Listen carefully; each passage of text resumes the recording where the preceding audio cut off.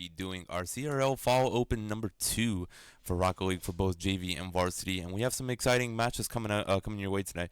So our first one is going to be our JV match against Brown University, which will be starting here at 1 o'clock. I believe we will have the JV on the BRB screens, and we will be prioritizing the varsity streams, but do not worry, I will keep you guys updated on what is transpiring in the JV bracket. But other than that, I mean, there's not multiple brackets, it's actually all one bracket, so JV and varsity have a possibility of playing one another in this bracket if they are to make it that far into winners bracket. But it's gonna be important because both teams, they showcase quite a bit of success throughout the first qualifiers as well as the first fall open. As for the first fall open, both teams made it to winners bracket round number 3 before losing back to back, unfortunately. So let's see if they can capitalize on the success that they had in the last bracket, and hopefully they can do more in this one. So like we mentioned, JV is going to be playing against Brown University to start off with, and if they win that match, they'll be playing against Algonquin College as round number 2. So if they win their series against Brown University, then we'll be playing against Algonquin College. Meanwhile, on the varsity side, the varsity team will be playing against St. Mary Huskies White, and if they win their match, they'll be facing the winner of the series between New Haven and West Virginia Wesleyan. But in the meantime, I believe we're getting ready into this game. So here we go with our first varsity matchup of the day. It is Old Dominion versus St. Mary Huskies. Let's see what they can do here offensively. And Curl with an opening shot in the first 25 seconds. Here's a follow-up there from Goat God, and it's going to be an open net. And Curl is credited with the assist. So in the first 30 seconds, the Monarchs get on the board first. And you can see Curl getting set up from the right corner, getting it out there for Goat God to have a possible chance. And he does get it into goal. And you can see one of the defenders from St. Mary's not going to be able to capitalize on the defense there. So a fortunate goal for the Monarchs early on as they take the 1-0 lead in 26 seconds. So let's see how they can build off of that lead a little bit more. And at the moment here, there's a shot there at midfield. It's actually going to be a credit to Dakota, but Goat God is there with the big save. And he'll get it out of the zone. Here comes Curl up the right side. He'll have a bump right up, but it's actually going to be defended at midfield pretty well by Pika Zoms. And here comes Pika Zoms and Curl with the demolition there. And it'll actually go into the left corner of St. Mary's. So ODU in the offensive territory at the moment here. Curl with the hit above crossbar. There's a follow-up from Goat God. Can Justin get the shot? He will actually, and there's another shot there from Goat God, and that's going to be another goal. So fortunate for the Monarchs, they are able to capitalize on a pair of goals early on in this game. 2 goals in 56 seconds, and you can see Goat God with his second goal of this matchup so far. St. Mary down 2-0 here, but you got to love the start for the varsity team as they have the pair of goals to get out ahead in this best of 5 series. I believe I'm not sure if it's a best of 3 or best of 5. We need to be sure on that one. But I believe it should be a best of 3 series. We're going to have to get confirmation on that. But at the moment here, the Monarchs loving what they're doing early on in game number 1. Minute 15 gone by, and you can see Old Dominion back in the offensive territory. And you can see Dakota there to defend it pretty well. And you can see Curl and Goat God trying to do something on the right side. Here comes Goat God in the corner. Can he get a center out for his team? He will, but it's going to be a little too much. Just then trying to hit it back in front of the net. Not going to be able to do much off of it in the left side. Here comes Curl. There's a shot off the wall. He passes it to himself, and Curl will get another goal. So the Monarchs strike again with 93 seconds gone by in this matchup, and they have struck for a 3rd time, and Curl is there to capitalize on his first goal of the day. So Goat God with the 2 goals, Curl with the 1, and the Monarchs are out ahead 3-0 in game number 1 of this series against St. Mary's. So let's see what will happen here. I believe we just got confirmation. It is a best of 3 series, so we will have to fix that on the scoreboard in the meantime. So first team to win 2 games will be the victor. They will move on in the bracket, and it is double elimination. So first team to lose 2 matches overall in this bracket will be eliminated. So the Monarchs have multiple chances to try to make their way throughout this bracket. And like we mentioned before, and that's another big shot from Curl. He gets demoed in the process, but his shot was off anyways. So another big goal for the Monarchs, as it is now 4-0 with a pair of goals from Curl and Goat God. And you can see the bar down as Pika trying to defend it, but the bar down was too much for him. And the Monarchs out ahead 4-0 here. 3 minutes and 1 second to go. Gotta love what they're doing here offensively. They just not let up on the pressure so far. And you can see a shot there from Pika above the crossbar, and a follow-up there from Dakota. So St. Mary right on the board here. Just a few seconds transpired after the kickoff. 6 seconds since the last goal. And St. Mary on the board finally in this one. Almost up at the crossbar. We're not going to be able to go down with the bar down. So St. Mary with the goal. They are down 4-1 here. And it is now a little bit of momentum on their end, so let's see how they can try to build off of that. And Goat God at midfield will have the aerial work himself. Can he get a goal? He will! Oh my goodness, what a play from Goat God, and that will be the hat trick. So Goat God making the play, getting it off the wall, and playing his aerial. He's just going to be able to get the second touch, and Pika trying to defend and not going to do much, and he will score a goal. So throw out the hats for Goat God in match number 1, as he has a hat trick already. And we can see here off of the kickoff, it's into the corner as Dakota trying to defend it. Goat God is there. There's an additional hit. A shot on net, but it's off the right side. Just Dan trying to have a follow, but not going to do much as it'll go past him. And Curl is there at midfield, getting up the right wall. He will get the hit off the bounce. He will get the bounce off the wall, so he will get the hit, and it'll be in the right corner. Here comes Goat God with a center right in front. Nobody to follow up, though, so a great opportunity for the Monarchs, but nobody able to capitalize on the one-timer. A great setup there from Goat God, as he's had a great first game so far. Another shot there from Pika Zombies. Just Dan with a big save, and he brings out his work out the midfield. Here comes additional touches. Not going to do much with it, though. That's actually a miss hit on their end. There's a capitalized goal from Curl. So another hat trick from Old Dominion here in this first matchup. Just Dan with impressive aerial work, getting it upfield and setting up Curl, as you saw the miss hit from St. Mary's defender there. Hitting it back into the zone and setting up Curl for another goal. So throw out the hats for Curl. He has a hat trick in this game so far as well. So 2 hat tricks already, and the Monarchs are capitalizing on all aspects in this first matchup so far. You can see off the kickoff, Dakota in the corner once again, trying to get something out of the zone, but Goat God is there to defend it. He'll win the 50 actually, so Goat God wins that 50, and here they come once again. Trying to get a shot on net, not going to do much with it. It's at center field. And you can see Curl trying to get something going. He actually gets the demo off. He'll get a shot there, but it's actually going to go above crossbar, and it'll be there for Just Dan. It'll be back in their zone, so Curl is going to have to go back in his corner and get it right out. So a minute 30 left to play here. 6-1 in favor for the Monarchs. A strong opening match so far. And oh my goodness, another shot opportunity. Can he get the follow-up? Not going to do much, as Dakota's there to get it out of the zone. But Curl will hit it right back at midfield. Can he get an additional touch? He will, and it will be another goal. So Goat God with his 4th goal of this matchup. That is another goal, as it is now 7-1, 1:18 to go.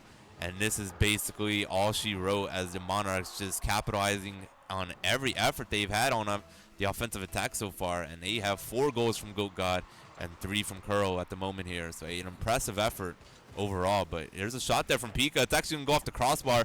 There's no follow-up on that shot, so St. Mary on the verge of possibly getting their 2nd goal there, but not going to be able to capitalize. And you can see this Monarch team in their corner. Goat God will hit it out, trying to get it up the left wall. 1 minute to play here. And you can see Goat God at midfield. We'll get the touch. It'll bounce off the wall, and it'll go onto the right side. So let's see if the Monarchs can try to move up right wall. It'll actually be Goat God, so he'll move it into the corner. Trying to get a center out for his team. He will get it, and there's Curl once again. So 4 goals from Curl and 4 goals from Goat God. My goodness, what an effort from both of these members, as they are going to solidify this 8-1 advantage, as they are 47 seconds away from taking match number 1 here. What a great setup from Goat God. And off of the kickoff here, 45 to play. Goat God off the bounce of the wall. Can he get another one? That's a shot on net, but Dakota's there to defend it. So another opportunity for Goat God to possibly score his 5th goal of match number 1, which would be great. But there's a save there from Goat God, so he's making some plays defensively as well. So he's been playing very well on both ends of the field. 30 seconds left to play here, and you can see Just Dan with a nice touch just in time. Can he get the goal? He will not. It'll be saved from Ray Jellybelly, and Goat God will get demoed in the process. But you can see Just Dan air with an impressive shot from midfield. So Just Dan will finally get on the board, as he capitalizes on his 1st goal of the match. And my goodness, this Monarch team just having at it offensively, as they have increased their lead to 9-1 here, as they're looking for a match number 1 victory here. 15 seconds left to play. Here's the kickoff, and it'll be in favor for St. Mary's. Can he capitalize? Dakota with their opportunity above crossbar, not going to get a follow-up there. And you can see Pika mishitting it, and it'll be at midfield at the moment here. But the Monarchs, 9-1 here, final seconds. And here comes Curl with his last-ditch effort. And can he get a goal? He will not. So on the verge of getting his 5th goal in this game, he is not going to be able to get that aerial work as it hits the floor in general. So a great effort from Goat God and Curl with 4 goals each.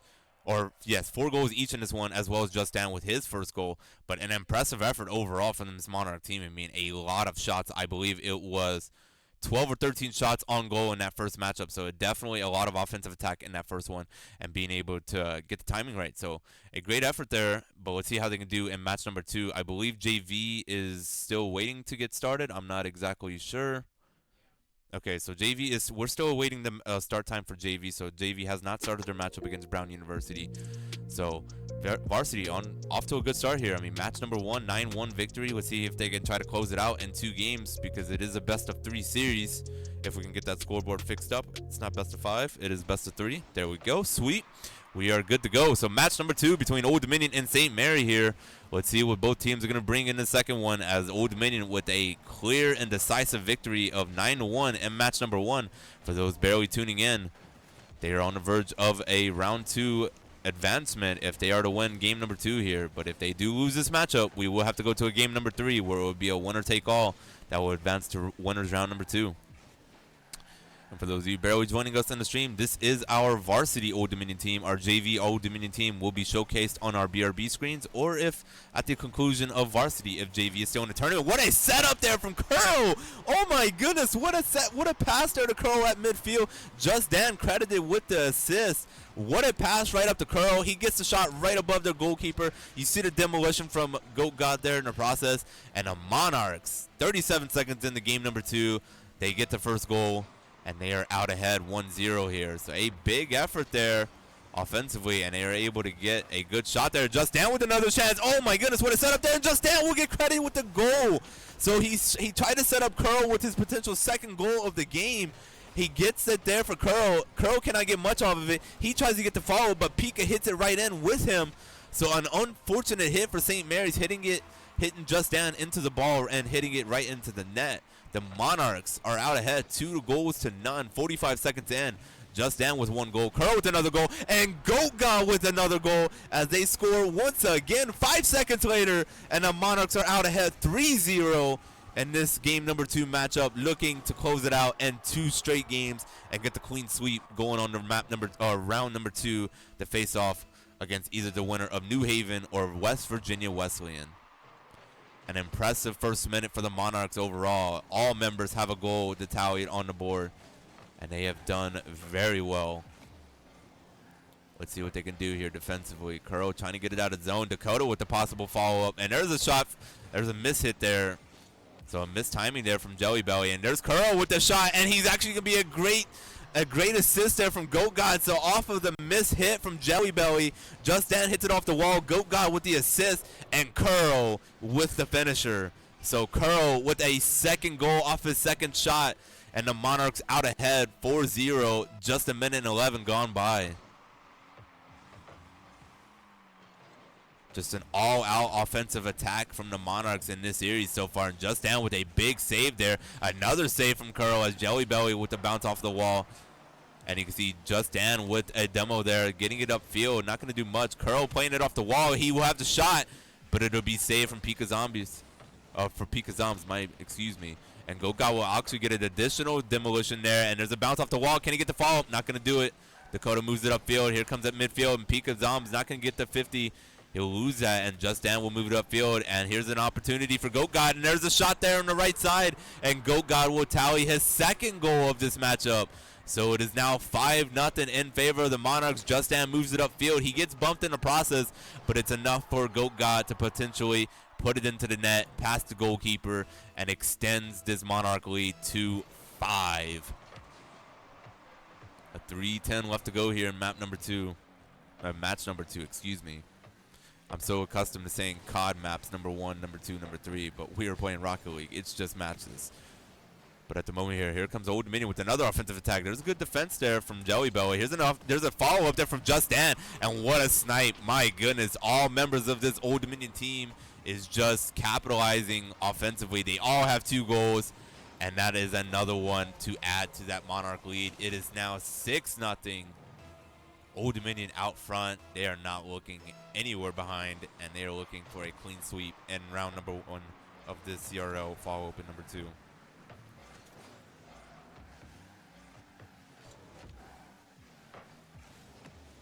you can see Goat God at midfield there trying to capitalize. And Justin will actually get a setup right there for Jelly Belly. Can I get follow-up? And Curl is there with the follow-up. So throw out the hats once again. Curl has gotten another hat trick in this series. That is the second hat trick of the series. And my goodness, what a performance from Curl overall. What a performance from this team. This team has been gelling in all aspects of this series so far, and they have just not looked back since the opening whistle of game number 1. And you can see Pikazam's trying to get a first goal for St. Mary's, but nothing doing there. He misses the additional hit. Here comes Curl right up the left side field, off of the wall, back wall. There's an additional hit from Jelly Belly, but Goat God is there with another goal. So throw out the hats for Goat God as he tallies his second hat trick of this series. It is now 8-0 for the Monarchs. My goodness, what a series this has been for ODU. They have just solidified their dominant performance in this series so far. 2:18 to play here, and Curl with the getting demoed in the process actually from Dakota. So Monarchs with an opportunity there, and Curl at midfield will get it into the zone once again. He will have to hit it onto the right side, and Goat God will hit the bounce off of the wall. It'll be Curl right there, not going to do much off of it though. It'll be out in front, hits off the right side, just down within a shot, and it's a follow-up from Goat God. My goodness, 4 goals from Goat God, and it's a 9-0 lead against the St. Mary's squad. Just a impressive effort here. And Justin with a nice touch, getting it back right out in front for this Monarch team and being able to assist Goat God as he extends this lead to 9 goals.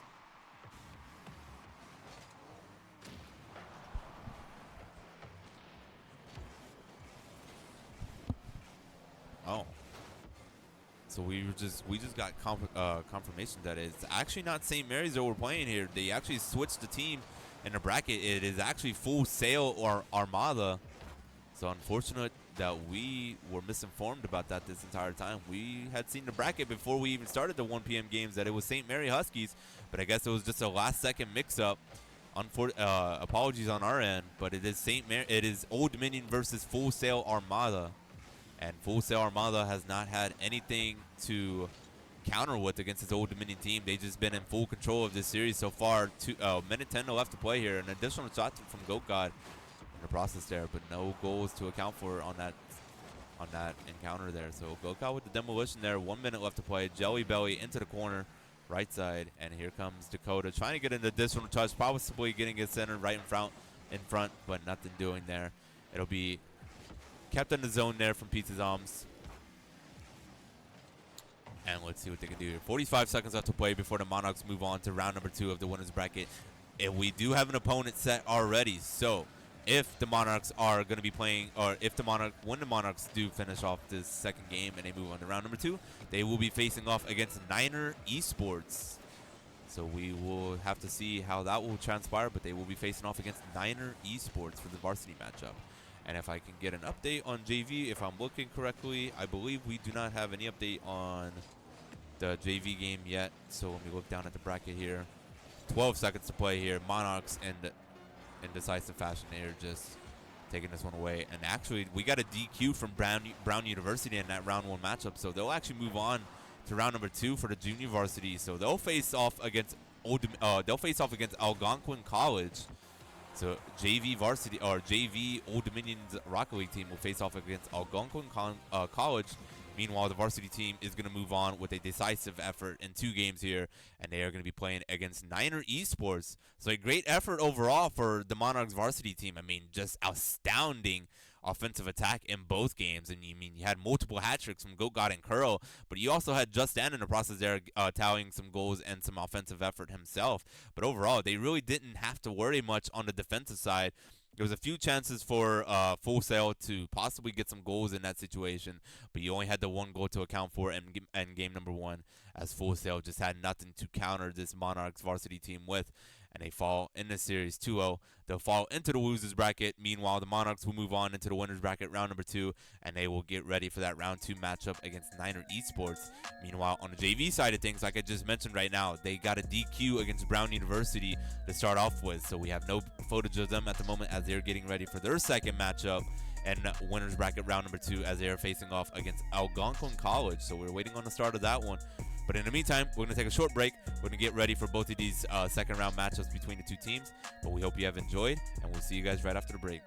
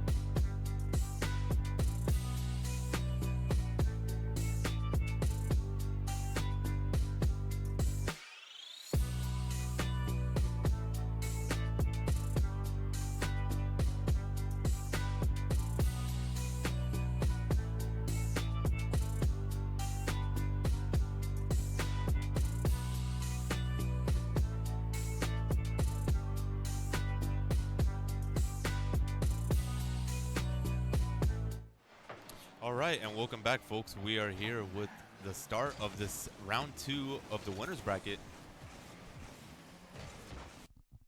Okay. So I guess we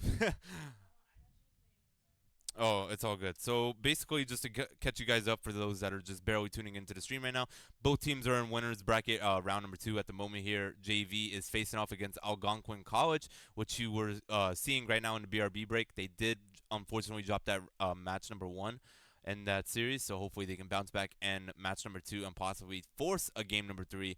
But in the meantime, we're going to get prepared and get ready for our round 2 of our winners bracket for the varsity team, as they will be facing off against Niner Esports. So it'll be very exciting to see what this Monarch team can do here in round number 2, and it's going to be interesting to see how Niner Esports is going to fare well with this Monarch team, because the Monarchs, I mean, they had a complete decisive round 1 victory against Full Sail, and Niner Esports advanced to round number 2 due to a DQ. So they really haven't had any opportunity in round number 1 so far. But as we're talking about that, Goat God with the opening goal of this game. Curl with a great setup. The aerial work to get it deep into the zone. Sets up Goat God, and he sneaks it right into the top left corner of the goal. So Old Dominion, a minute and 14 gone by already. They are out ahead 1-0, and definitely the start that they wanted, especially with the momentum they carried over with that round 1 victory. And here comes Curl again. My goodness, what a setup from Goat God, returning the favor for Curl, and he gets on the board. So Goat God with a good setup for Curl, and Curl utilizing the aerial, getting it down, and hitting it into the goal. So the Monarchs 2-0, and they score 2 goals in a span of 5 seconds here. Or 7 seconds, my mistake. But still, overall a great start. Here comes Curl once again with the center out front, but not going to do much with it as Destroyer gets it out to midfield. Here comes Chambers. Not going to do much with it. Curl's in the corner there, and Captain not going to do much. And here comes Goat God with a hit off the wall. It is actually off the right side. Here comes Just Dan with the follow-up. It's off the crossbar, though.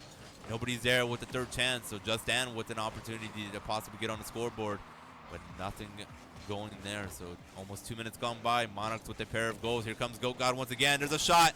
Big save from Destroyer, though. A great angled shot, but it was just in the corner, and he was able to make the save. Just Dan with another chance, but my goodness, he's not going to be able to capitalize on that opportunity. Here comes Curl again. He keeps it in the zone, into the corner, but it'll be hit right out of the zone, and Goat God's going to have to defend it. As you can see, Goat God with the demo himself, opening things up. There's a center out front. Can someone follow up? Not going to be able to do much with it. It'll be hit onto the opposite end, so ODU is going to have to back up onto their side. Here comes Curl. He comes up the field. It's an open net. The overextension happened, and there's a bar down. My goodness, what a shot. Oh, what a beautiful shot from Curl. And that is his second goal of the game. He moves it upfield off of the counterattack. The bar down goes right in his favor, and they are able to get the 3rd goal. So almost halfway through this game, and Old Dominion still carrying over that offensive pressure they had in round number 1, and they are now out ahead 3-0 in this best of 3 series. So a decisive game number 1 so far, but there's still plenty of time for Niner Esports to come back in this one. But it's a matter of getting that first goal to try to build the momentum on their end of the field. But at the moment, it is all ODU. And you can see Captain making a way up the left side of the left wall. It actually hit off the back wall. Not going to do much. It'll bounce out in front. That's an unfortunate hit. But a demo there from one of the ODU members in the process there. And there's a center right in front. What a big save from Goat God, though. And Curl is able to get it out of the zone for no potential follow-up. Here comes ODU once again in the left corner. There's a potential center. Can he get the shot? He will, but it's not going to be defended from Destroyer. So Destroyer will get the save. And it's at midfield again. Here comes this Niner Esports team. It's in the ODU defense at the moment here. But Just Dan will hit it out, and Goat God up the left side. And there's an additional hit. Oh, my goodness. What a setup for himself. And Goat God with a 2nd goal.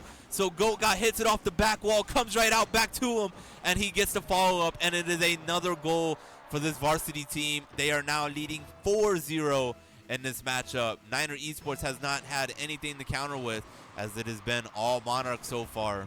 And Just Dan off of the kickoff. He's going to hit it off the left side. He's going to get an additional touch. Can he set up someone? It's a follow-up right there. Oh, my goodness, off the crossbar twice. Goat God and Curl both hitting the crossbar in that situation. And here comes the counterattack. Here comes Captain with an open shot. He'll hit it off the crossbar, but it's actually not going to go in. The bar down, not in his favor there. And Chambers with an additional touch to possibly get it in front, but not going to do much. Here comes Curl, or Goat God, my mistake, up the field. And Just Dan hit off the wall. Trying to potentially get it out in front for his teammates. Not going to do much. Captain will win that 50. Moves it up the right side into the ODU zone. Into the corner. Just Dan is there to defend it. And he'll move it up the field once again. That's an open net here. My goodness. And Just Dan will capitalize once again on another goal. So Just Dan with a pair of goals. Goat God with a pair of goals. And Curl with the one goal. And they have all been the difference so far, as the Monarchs have not looked back since that opening goal. So they are up 5-0. And it is winners bracket round number 2 against Niner Esports. A decisive effort so far for the varsity team. And I am very curious as to what is happening in that JV matchup, because Algonquin, the team that they were playing in that JV game, is ranked the 5th best team in the entire bracket of CRL. So a very tough team to handle for the JV team. So we'll see if ODU JV team can capitalize against that Algonquin team in match number 2. Which was a match that they needed to win in order to force game number 3. So hopefully we can get an update on that one soon enough, as the Monarchs varsity team just closing this one out. Final 15 seconds here. Goat God with the demo himself. Just Dan will hit it out of the zone up the left side. And it looks like it might be a potential clean shot out here. 9 seconds to play. There's a big save from Curl. My goodness, another big save to keep the shutout alive. It is still 5-0. 2 seconds to play here. Up the right field, or left field wall, excuse me. And it will be all she wrote here. And Curl with the additional shot, trying to get another goal, with possibly a second one, but not going to be able to do much. Curl, the MVP of that game. 2 saves, 2 goals. And you can see the Monarchs just doing so much offensively and just being able to capitalize. So a great effort for the varsity team. They keep the momentum from round number 1. They score the victory in that first one, and they're able to take the 1-0 lead in this series. It's a best-of-3 series, so if the Monarchs will win game number 2, then they will advance to winners bracket round number 3, and they will have to face off the winner against either NMSU, which I believe is New Mexico State, or Nova. So it'll be very interesting to see how that matchup will transpire. Because at the moment here, it seems that the Monarchs may advance to round number 3 from the way that they're playing from that game number 1. But nonetheless, we're back into things quickly between Old Dominion and Niner Esports. Game number 2 is underway. Niner Esports coming off of that 5-0 defeat. They are in dire need of a game 2 victory if they want to force game 3. But let's see what ODU varsity can do here, as they've just been stellar to start off this bracket.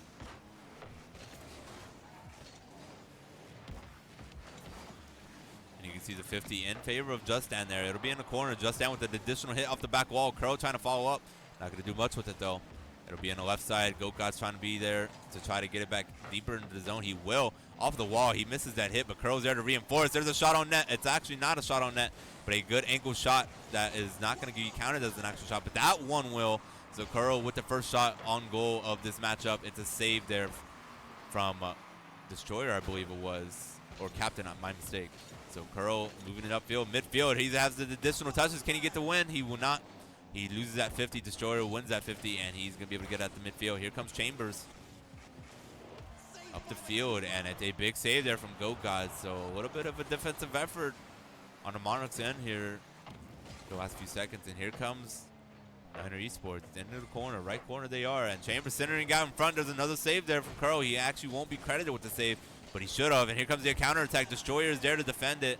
A pretty nice play from Destroyer to keep it 0-0 at the moment here, but it is still a pretty evenly here. And Curl with another save on that shot there. So unfortunate for the Monarchs. Here comes Just Dan up the midfield, but this Niner Esports team just feels a little bit rejuvenated coming out of game 2. They feel a lot better about their performance so far in this one than they did in the first match. And they have showcased it so far. Captain will miss that here. Here comes Goat God up the right side. He'll hit it up the back wall. There's a follow-up, but he's actually not going to have anybody to follow up. Just Dan with the shot himself.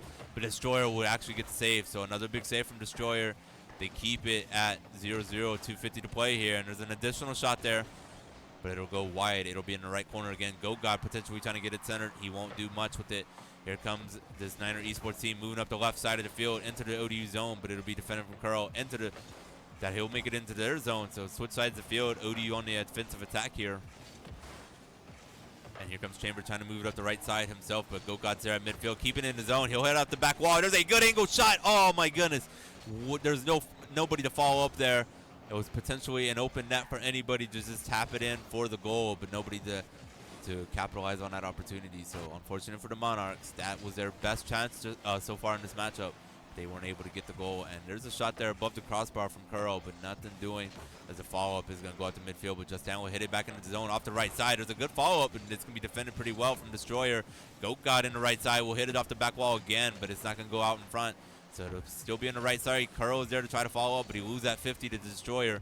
Here comes Justin trying to defend it pretty well, and Destroyer again winning a 50 right out in front.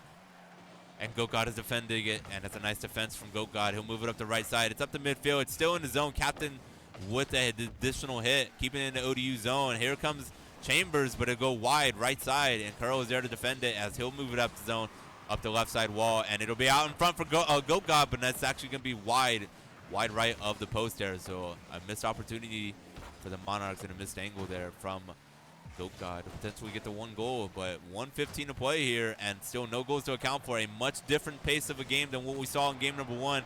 Very evenly matched between these two teams. And Goatgod with the shot there, but it's defended from Destroyer once again. Destroyer with another big save in this game to keep it 0-0. This Monarchs pressure is vamping up. Here comes Goatgod with an additional hit. 1 minute to go, and there's the goal. So with with under a minute to go, Goatgod finally capitalizes on an opportunity, and a good setup there from Just Dan to give Goatgod an opportunity there, and they're able to get the goal. So the Monarchs out ahead 1-0, and they just need to hold off the Niner Esports teams for 59 seconds, and they will move on to the next round in winners bracket to face off against the winner of this next matchup. So we're going to see what is going to transpire here, as both teams playing pretty well here so far, but Monarchs have the advantage.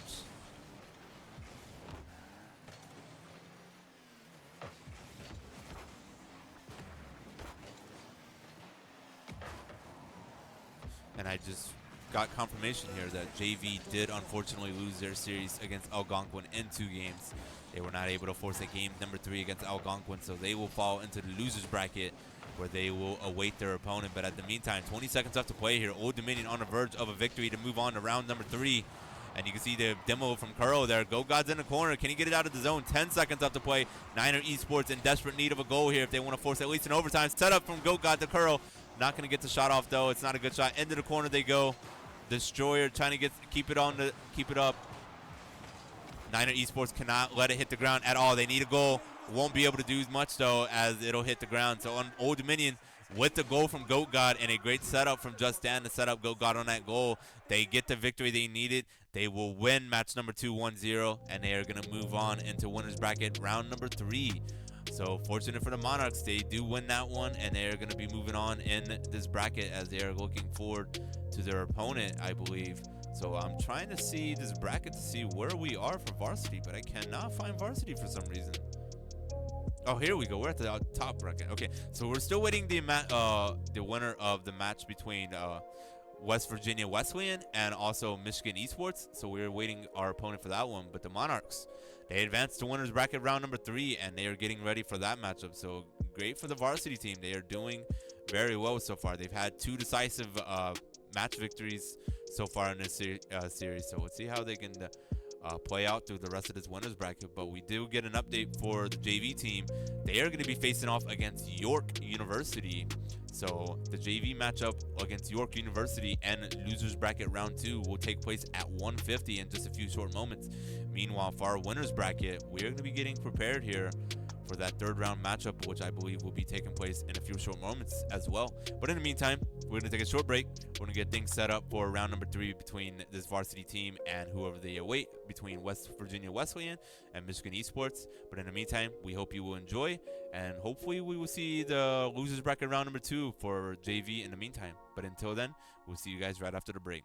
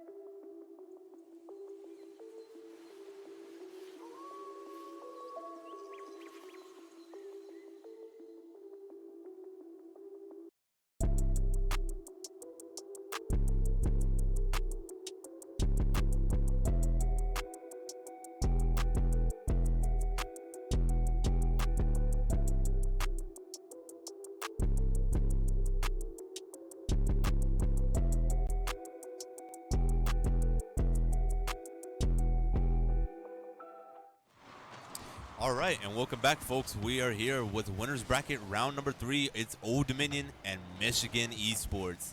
This is going to be a tough test for this varsity matchup, possibly their best test so far in this bracket today. And Michigan Esports right off of the rip, my goodness, they already got the goal opening in the first 14 seconds, and they're able to get the 1-0 lead. So as I'm talking about being a tough test for this ODU team, Michigan Esports already on the board there thanks to the goal from Short. So Michigan Esports 1-0, 14 seconds into game number 1 of this best of 3 series. So unfortunate for the Monarchs, not the start that they wanted, but they are down for the first time overall today in the CRL. They've been in the lead for every game so far with decisive fashion. So this is their first deficit that they are going to have to counter so far today. And here comes Kuro. There's a setup from Goat God, and a big demolition for Justin to set that all up. My goodness. I did not actually see that to the last moment, but Justin, look at Justin setting it up, taking the goalkeeper out of the equation. Kuro with the pass, Goat God with the finish, and just 20 seconds later, Old Dominion strikes back. They tie it up at 1 apiece, and we are now even. My goodness. What a play from Old Dominion to bounce back off that opening goal and being able to tie it up at 1 apiece here. Here comes Nickel. Can he potentially get a shot up? But actually, Justin's going to defend it pretty well. Here comes Goat God with the additional hit. Curl with the shot. Oh, my goodness. I thought that was going to be the goal, but it's saved from Don. In the right corner, Goat God trying to get his center. Oh, my goodness. So Short will move it up the right side. Trying to get a center, but he's not going to do much with that, as Goat God will play pretty well at the defense, and Goat God's going to have an additional hit. Miss hits from Curl there, but Goat God is there to defend it pretty well. And here comes Michigan Esports with the potential attack. It's actually going to go back into midfield, and they'll lose that 50. ODU will win the 50 there. It'll be at midfield once again. Here comes Don left side. Justin's going to win that. Is actually not going to win that 50, but Curl's there to reinforce. Here comes Curl right up the right side wall, trying to get a center right in front. Can he get someone to follow? Not going to be able to do much there. And there's a counter attack there from Michigan, but thankfully it'll be defended pretty well from Goat God. And he saw Curl with the demolition in the process there. And you can see Justin will get a little bit of a touch, not as much as a touch you would want on that defensive effort, but he still gets it away from the goal, and it is still 1-1 with almost 2 minutes gone by here. A big effort on both teams so far. As you can see, Curl will move it up the field. He'll get demoed in the process from Short. Nickel will keep it in the zone, into the corner, trying to get it center out for this Wolverine team. They'll get the follow. Oh, my goodness. It was right there in front from Curl, but oh, my goodness, it's open net. Oh, but Curl with an open chance, and he will not be able to get the goal as the defender was there to get it in the last second. Nickel with the shot. He assisted to Short, so Short will get another goal here. A lot of things happening so fast in this game, and Nickel assisting Short, and he's able to get it by Justin as he'll demo Justin in the process. So Michigan giving up that last goal. They get one right back, and they are able to take the 2-1 lead once again. So that's their second lead in this one, almost halfway gone by, and this matchup has been pretty competitive so far. Let's see if the Monarchs can bounce back with another goal and possibly tie it. 2:30 to go here. Halfway through this game already. It is a 1-goal game. And here comes Goat God working Harriel. He's not going to get a shot on goal. He's actually going to get a save from Nickel. There's a defense from Goat God trying to bump goalkeeper in the zone. He tries to keep him in there as much as he can, but Short will get out of the net in time to defend that shot and prevent the Monarchs from getting an additional goal to possibly tie it for a second time. Justin at midfield, possibly trying to get a shot off the back wall, and it's going to hit right side of the post. There's a demo on Short once again. Can he get an additional hit? Goat God with the hit in the corner, but it'll go far right side, and it'll be bounced off the wall right into the middle again. It'll be in the left side again at midfield. Justin will lose that 50 to Don. Here comes Michigan Esports again. That's a missed hit there from Goat God, unfortunately, but Curl's there to reinforce. The bounce off a wall from Don, and there goes Goat God up the field. Once again, Curl trying to get the additional hit. Not going to do much. There's Goat God. Oh, my goodness. There's a shot, and it's a save from Nickel once again. So Michigan Esports prevails on another opportunity from the Monarchs here.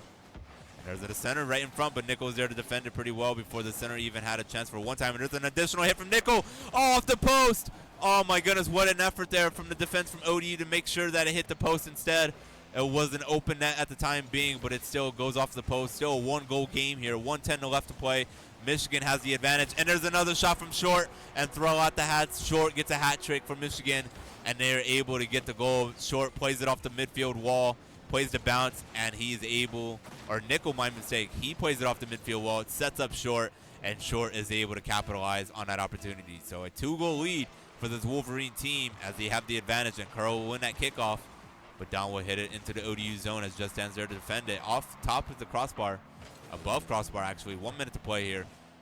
The Monarchs need a pair of goals here if they want to possibly force an overtime. Curl hitting upfield, trying to potentially set up Goat God. Not going to do much with it though. Just Dan will keep it in the zone for the time being, and you can see Short will keep it into the ODU zone, and Goat God with the demolition himself. So, see what the Monarchs do. Above crossbar, there's a shot there. Oh my goodness!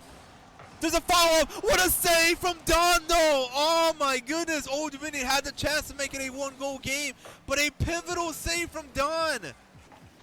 Oh, what an effort from the Monarchs to possibly get that second goal, but just a better effort from the goalkeeper himself. A 3-1 advantage. Michigan still maintains the 2-goal lead. 20 seconds left to play. 10 seconds to play, and off of the wall. Oh, man. The missed shot there from the goalkeeper. I believe it was Just Dan in the process. Or no, it was Curl. My mistake. Unfortunate miss from Curl there to keep it out of the goal. But that is looking like all she wrote as Michigan Esports with the 4-1 lead. 11 seconds to play. Off of the kickoff. Contested at midfield, but Michigan will win the 50. But here comes ODU up the zone again. But Michigan will keep it in the zone. Final seconds here. Can Curl get a final goal? He will not. What an effort from the Monarchs in that game, but thanks to the effort from Short and his hat trick on his 3 shots, and Nickel with the 3 assists. I mean, excuse me, just too much to handle for the Monarchs in this game number 1. So a tough effort for the Monarchs, dropping game number 1 of the best of 3 series against Michigan Esports. They are down in this series.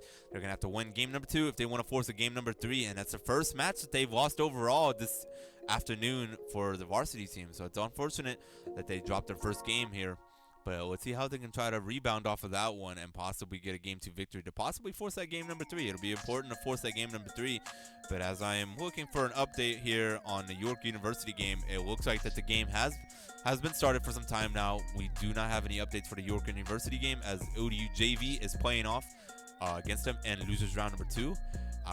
But in the meantime, we're going to take a short break here. Oh, well, I guess the game just started. We just haven't switched over yet. So, we were just waiting for that to happen.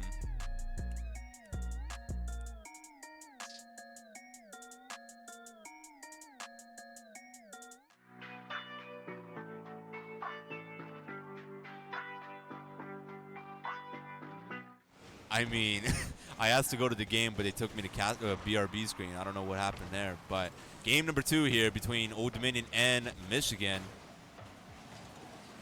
Let's see what these 2 teams can bring in the second matchup. It was pretty close to begin with, but Michigan pulled away in the final minute or 2 of that matchup. So let's see if ODU can do something here. First minute gone by, no goals to account for. You didn't see that in game number 1 as you saw multiple goals being scored in the first 45 seconds of play. But a pretty defensive effort so far in the first minute 10. Here comes Short again. There's a shot there. Curl with the save, big save. He almost got bumped out of the net there from Don. Fortunate for the Monarchs there, he was not bumped in time because it would have been an open net for Short to capitalize. Goat got with the chance. He misses it though. The timing on his end was just a bit off there as Old Dominion not able to capitalize on their first opportunity offensively. So let's see if they can do something here. Nickel in the corner. Goka will get to 50 there, and Curl with an additional shot. There's a shot. Oh my goodness! It is a save from Short. It hits off the cross. It hits off the post actually. Oh, so the fortunate bounce from Michigan Esports keeps it out of the net. It hits off of the post, stays out of the net, and Curl is not going to get that goal there. So an unfortunate miss there from the Monarchs to possibly take a 1-0 lead in game number 2 in a game where they need to win to force the game number 3. But Michigan Esports and Short individually, just a bigger play defensively in the goal.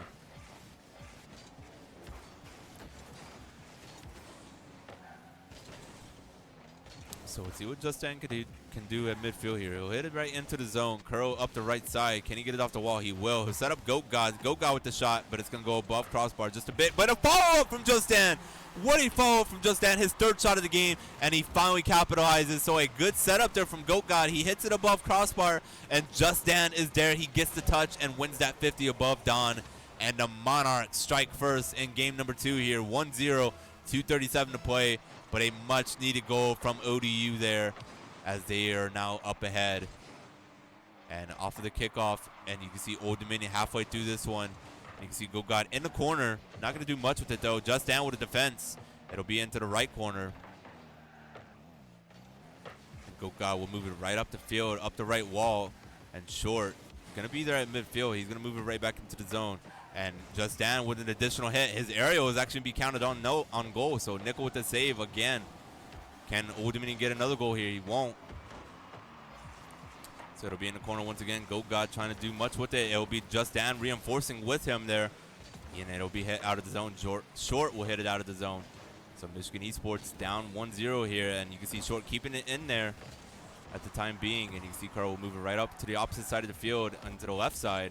And the Monarchs in the offensive territory at the moment here. And it'll be back at the midfield. Don with the hit as he'll move it into the ODU zone. He'll try to get a center out for his teammates. Not going to do much with it, though. And Short trying to get an additional shot, but not going to do much off of that, as well as Curl is there to defend it pretty well. So minute 30 to go, 90 seconds left to here.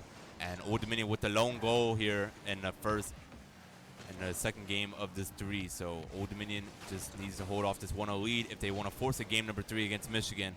But at the moment, they got to like what they're seeing. And you can see additional hits there from Justin, but he just misses it, unfortunately. And Don with the hit at midfield. Can he get an additional one? He won't. Curl wins that 50, and it'll be back at midfield. But Short with another hit, with another shot, and it'll actually be safe from Goat God. There's a follow-up from Don, but Justin is there with another big save. So a minute to go here. The Monarchs with 2 big saves, and there's a counterattack, and Curl with the goal. So Goat God getting it back upfield for his team after 2 big saves defensively. They get it upfield, sets up Curl, and Curl gets it past Short. And the Monarchs with another goal here. So they are leading 2-0, 56 seconds up to play in game number 2, as they are looking to force that game number 3 here in winners bracket round number 3.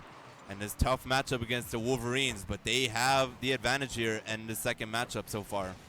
50 seconds up to play. Can the Wolverines do something? Short within a shot, but it's defended from Curl. So another big save from Curl. 45 left to play here. And Nickel with an additional hit off the top of the crossbar, and there's a fall from Short. So as we're talking about Michigan needing to get some goals here, Michigan will get one right back. So you can see Nickel getting the assist. Once again, Nickel has been the right-hand man to Short, setting him up for multiple goals in this series so far. But Short with another goal here. That's his 4th one of this series, as he gets one right back for this Wolverine team, trying to get a second one here, possibly to force an overtime. But with 30 seconds left to play, the Monarchs in desperate need just to preserve this 1-goal lead. There's a shot from Don. It's going to be safe from Goat God. 30 seconds left to play. The Monarchs need to do something defensively to get it out of the zone. They will. Curl moves it up the left side. Just down. Will move it into the corner. He'll get a center right in front. Can someone follow up? He won't. It's a good defensive play from Don to get it out. And Michigan Esports will move it up the field right side once again. Here comes Short. Can he get a hit? He won't. 10 seconds left to play. It'll be in the Michigan zone with the final 5 seconds to play here. The ball cannot touch the ground at all if Michigan wants to possibly get an overtime. And Goat God will make sure that it hits the floor anyway. So a huge win for the Monarchs there. Goat God with a big 3-save performance, as well as 2 assists, helping out the Monarchs as Justin and Curl with the 2 goals. And you saw 10 shots overall from the Monarchs in that game. So stellar offense from the Monarchs, being able to tally double digits for the goal for the shots. But you get the 2 goals, big pair of goals from Justin and Curl to make sure that you get the 1-goal advantage. And you're able to take this to a game 3. So it's fortunate for the Monarchs. They're able to force a game 3 against Michigan Esports. And they have a chance to take game 3 and get to winners bracket round number 4, which is something they have not done so far in these fall opens at the moment here. So if the Monarchs can score a victory here in game number 3, they're going to move on to winners bracket round number 4. Or winners bracket round number 3. My mistake.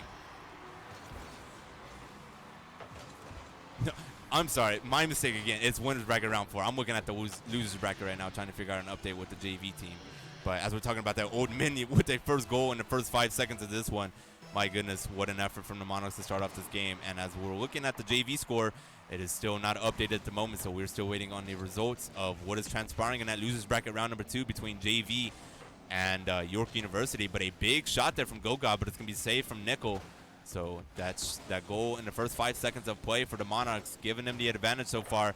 They lost game 1 of this series, but they came back and won game number 2, and they have had a good start to game number 3 here. Looking to advance to that round 4 of the winners bracket here. They have the advantage, so 35 gone by. At midfield, Just Dan with the hit, but it's going to go a little wide on the right side here. Unfortunate miss there from Just Dan, possibly getting a second goal to this Monarch lead. And you can see Gogod in the corner. And you see Guro lose at 50, actually, so Just Dan will hit it off the wall at midfield. Here comes Nickel trying to set up short. He will not get the setup there for short, but he will get the shot on net. And Gogod is there with a big save as Guro will move it up the right side once again, and he'll try to get an additional hit, but he'll get hit from Gogod in the process. He'll get a bump, though. And Just Dan's there to keep it in the zone, but it's out to midfield once again. Nickel will move it into ODU territory at the time being, but Curl's there to win that 50. He'll move it up the left wall. He'll get an additional hit off the wall, but it's going to be saved there from short, as Don will get a demolition in the process on Gogod as well. So a minute 20 gone by. Old Dominion with the lone goal in the first 5 seconds of this matchup is the difference. Gogod moves it up the right side. It's an open net at the moment. Nickel with a big save, though. And here comes a follow-up. Here comes the Monarchs left side. Not going to do much off of the corner there. Curl tried to get it centered, but Just Dan also trying to reinforce on the centered shot. And here comes Gogod again. There's another shot, but it's going to be saved from short as well. And Gogod with the follow-up is going to be right there on top of the crossbar, but it's going to be taken away from short as well, getting it away from the front of the net. So a lot of chances from the Monarchs here, but they just haven't been able to capitalize other than the first one in the first few seconds. 3:05 to play here. 1 goal to account for. And Just down in the right side into the corner once again. Gogod trying to keep it in zone. He will, so he'll move it into the corner once again. Can he get a center right out for his team? He will miss that bump on short, unfortunately, and short will get it out of the zone into the corner. And Curl is going to get that bump there, and Just Dan will have a touch, but he won't get much of it, actually. So short will actually get that counterattack. Can Curl get back? He will not. So short wins that counterattack, unfortunately. The miss hit from Just Dan, and just getting out to short and being able to get it back in time, and Curl was just not able to get back to defend it. So Michigan Esports thanks to short once again. That's his 5th goal in the series. He tallies another one for the Wolverines, and they tie this one at 1 apiece. So 2:40 left to play, almost halfway through game number 3 here. It is a 1-1 game. Anybody can take this one. And you can see Nickel with a demo on the process on Curl there. So 2:30 left to play, halfway through. 1-1 to account for in this 3rd matchup. And you can see Just Dan trying to get something going on the right side. Not going to do much there, but Gogod will keep it in the zone. A good hit off of the corner. Can he get a follow-up? It's going to be a little wide, though. Curl with another hit right in front, but Gogod's going to hit it left side, a little wide of the post, so no chance to get it on goal there. And Curl missing the time there from Just Dan, possibly getting an assist there off of the wall. So 2:05 left to play here. There's an opportunity for Michigan. Short with an opportunity. Not going to be able to get that goal, though. 2 minutes to play here. And the Monarchs still having to play defense in their zone. As you can see, Don keeping in the corner. Don with a demolition himself. Short with the additional touch, but he's not going to get much off of it. Nickel will keep it into the zone, into the right corner. But Gogod will keep it out. And Curl with the counterattack himself, and he will score! So as we're talking about the counterattack, Old Dominion will capitalize. So Gogod with a big pass right up the field. Curl with an open net, gets it past Don, and they get another goal. So Curl's 2nd goal of this matchup is a pivotal one, as the Monarchs up 2-1 with 1:43 left to play here. The Monarchs had a 2-1 victory in game number 2. They lost game number 1 2-0. So let's see how they can prevail and try to hold on to this lead and advance to winners bracket round number 4. Let's see if they can get an insurance goal here.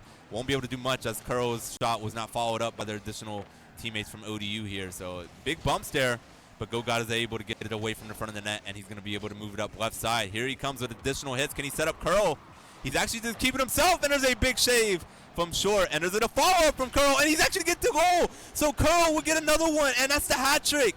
So Gogod working it upfield, getting the first shot, but Curl is there with the follow-up. Short is not able to get it out of the zone, hits it off the crossbar and into the top left corner, and the Monarchs get 3 goals, and it is now 3-1 with 1:12 to play. So after Michigan scored to tie this one at 1 apiece, the Monarchs score a pair of goals to give them the 2-goal advantage with 1:05 to play, and they are a minute away from moving on to winners bracket round number 4. Here comes Gogod again off the crossbar. Oh my goodness, that could have been the dagger right there. but less than a minute to play here. Michigan Esports needs some desperation on their end, as the Monarchs have just changed the momentum in this series after dropping game number 1.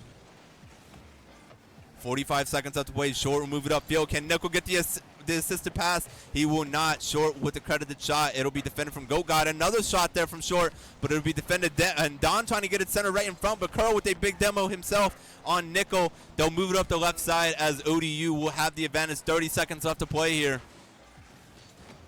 GoatGod with his shot. It won't actually be counted as a shot, but a big, a nice angle shot to get it into the corner of that goal. And there's a shot there from Short, but it's a big save from GoatGod. 15 left to play. Michigan needs 2 goals.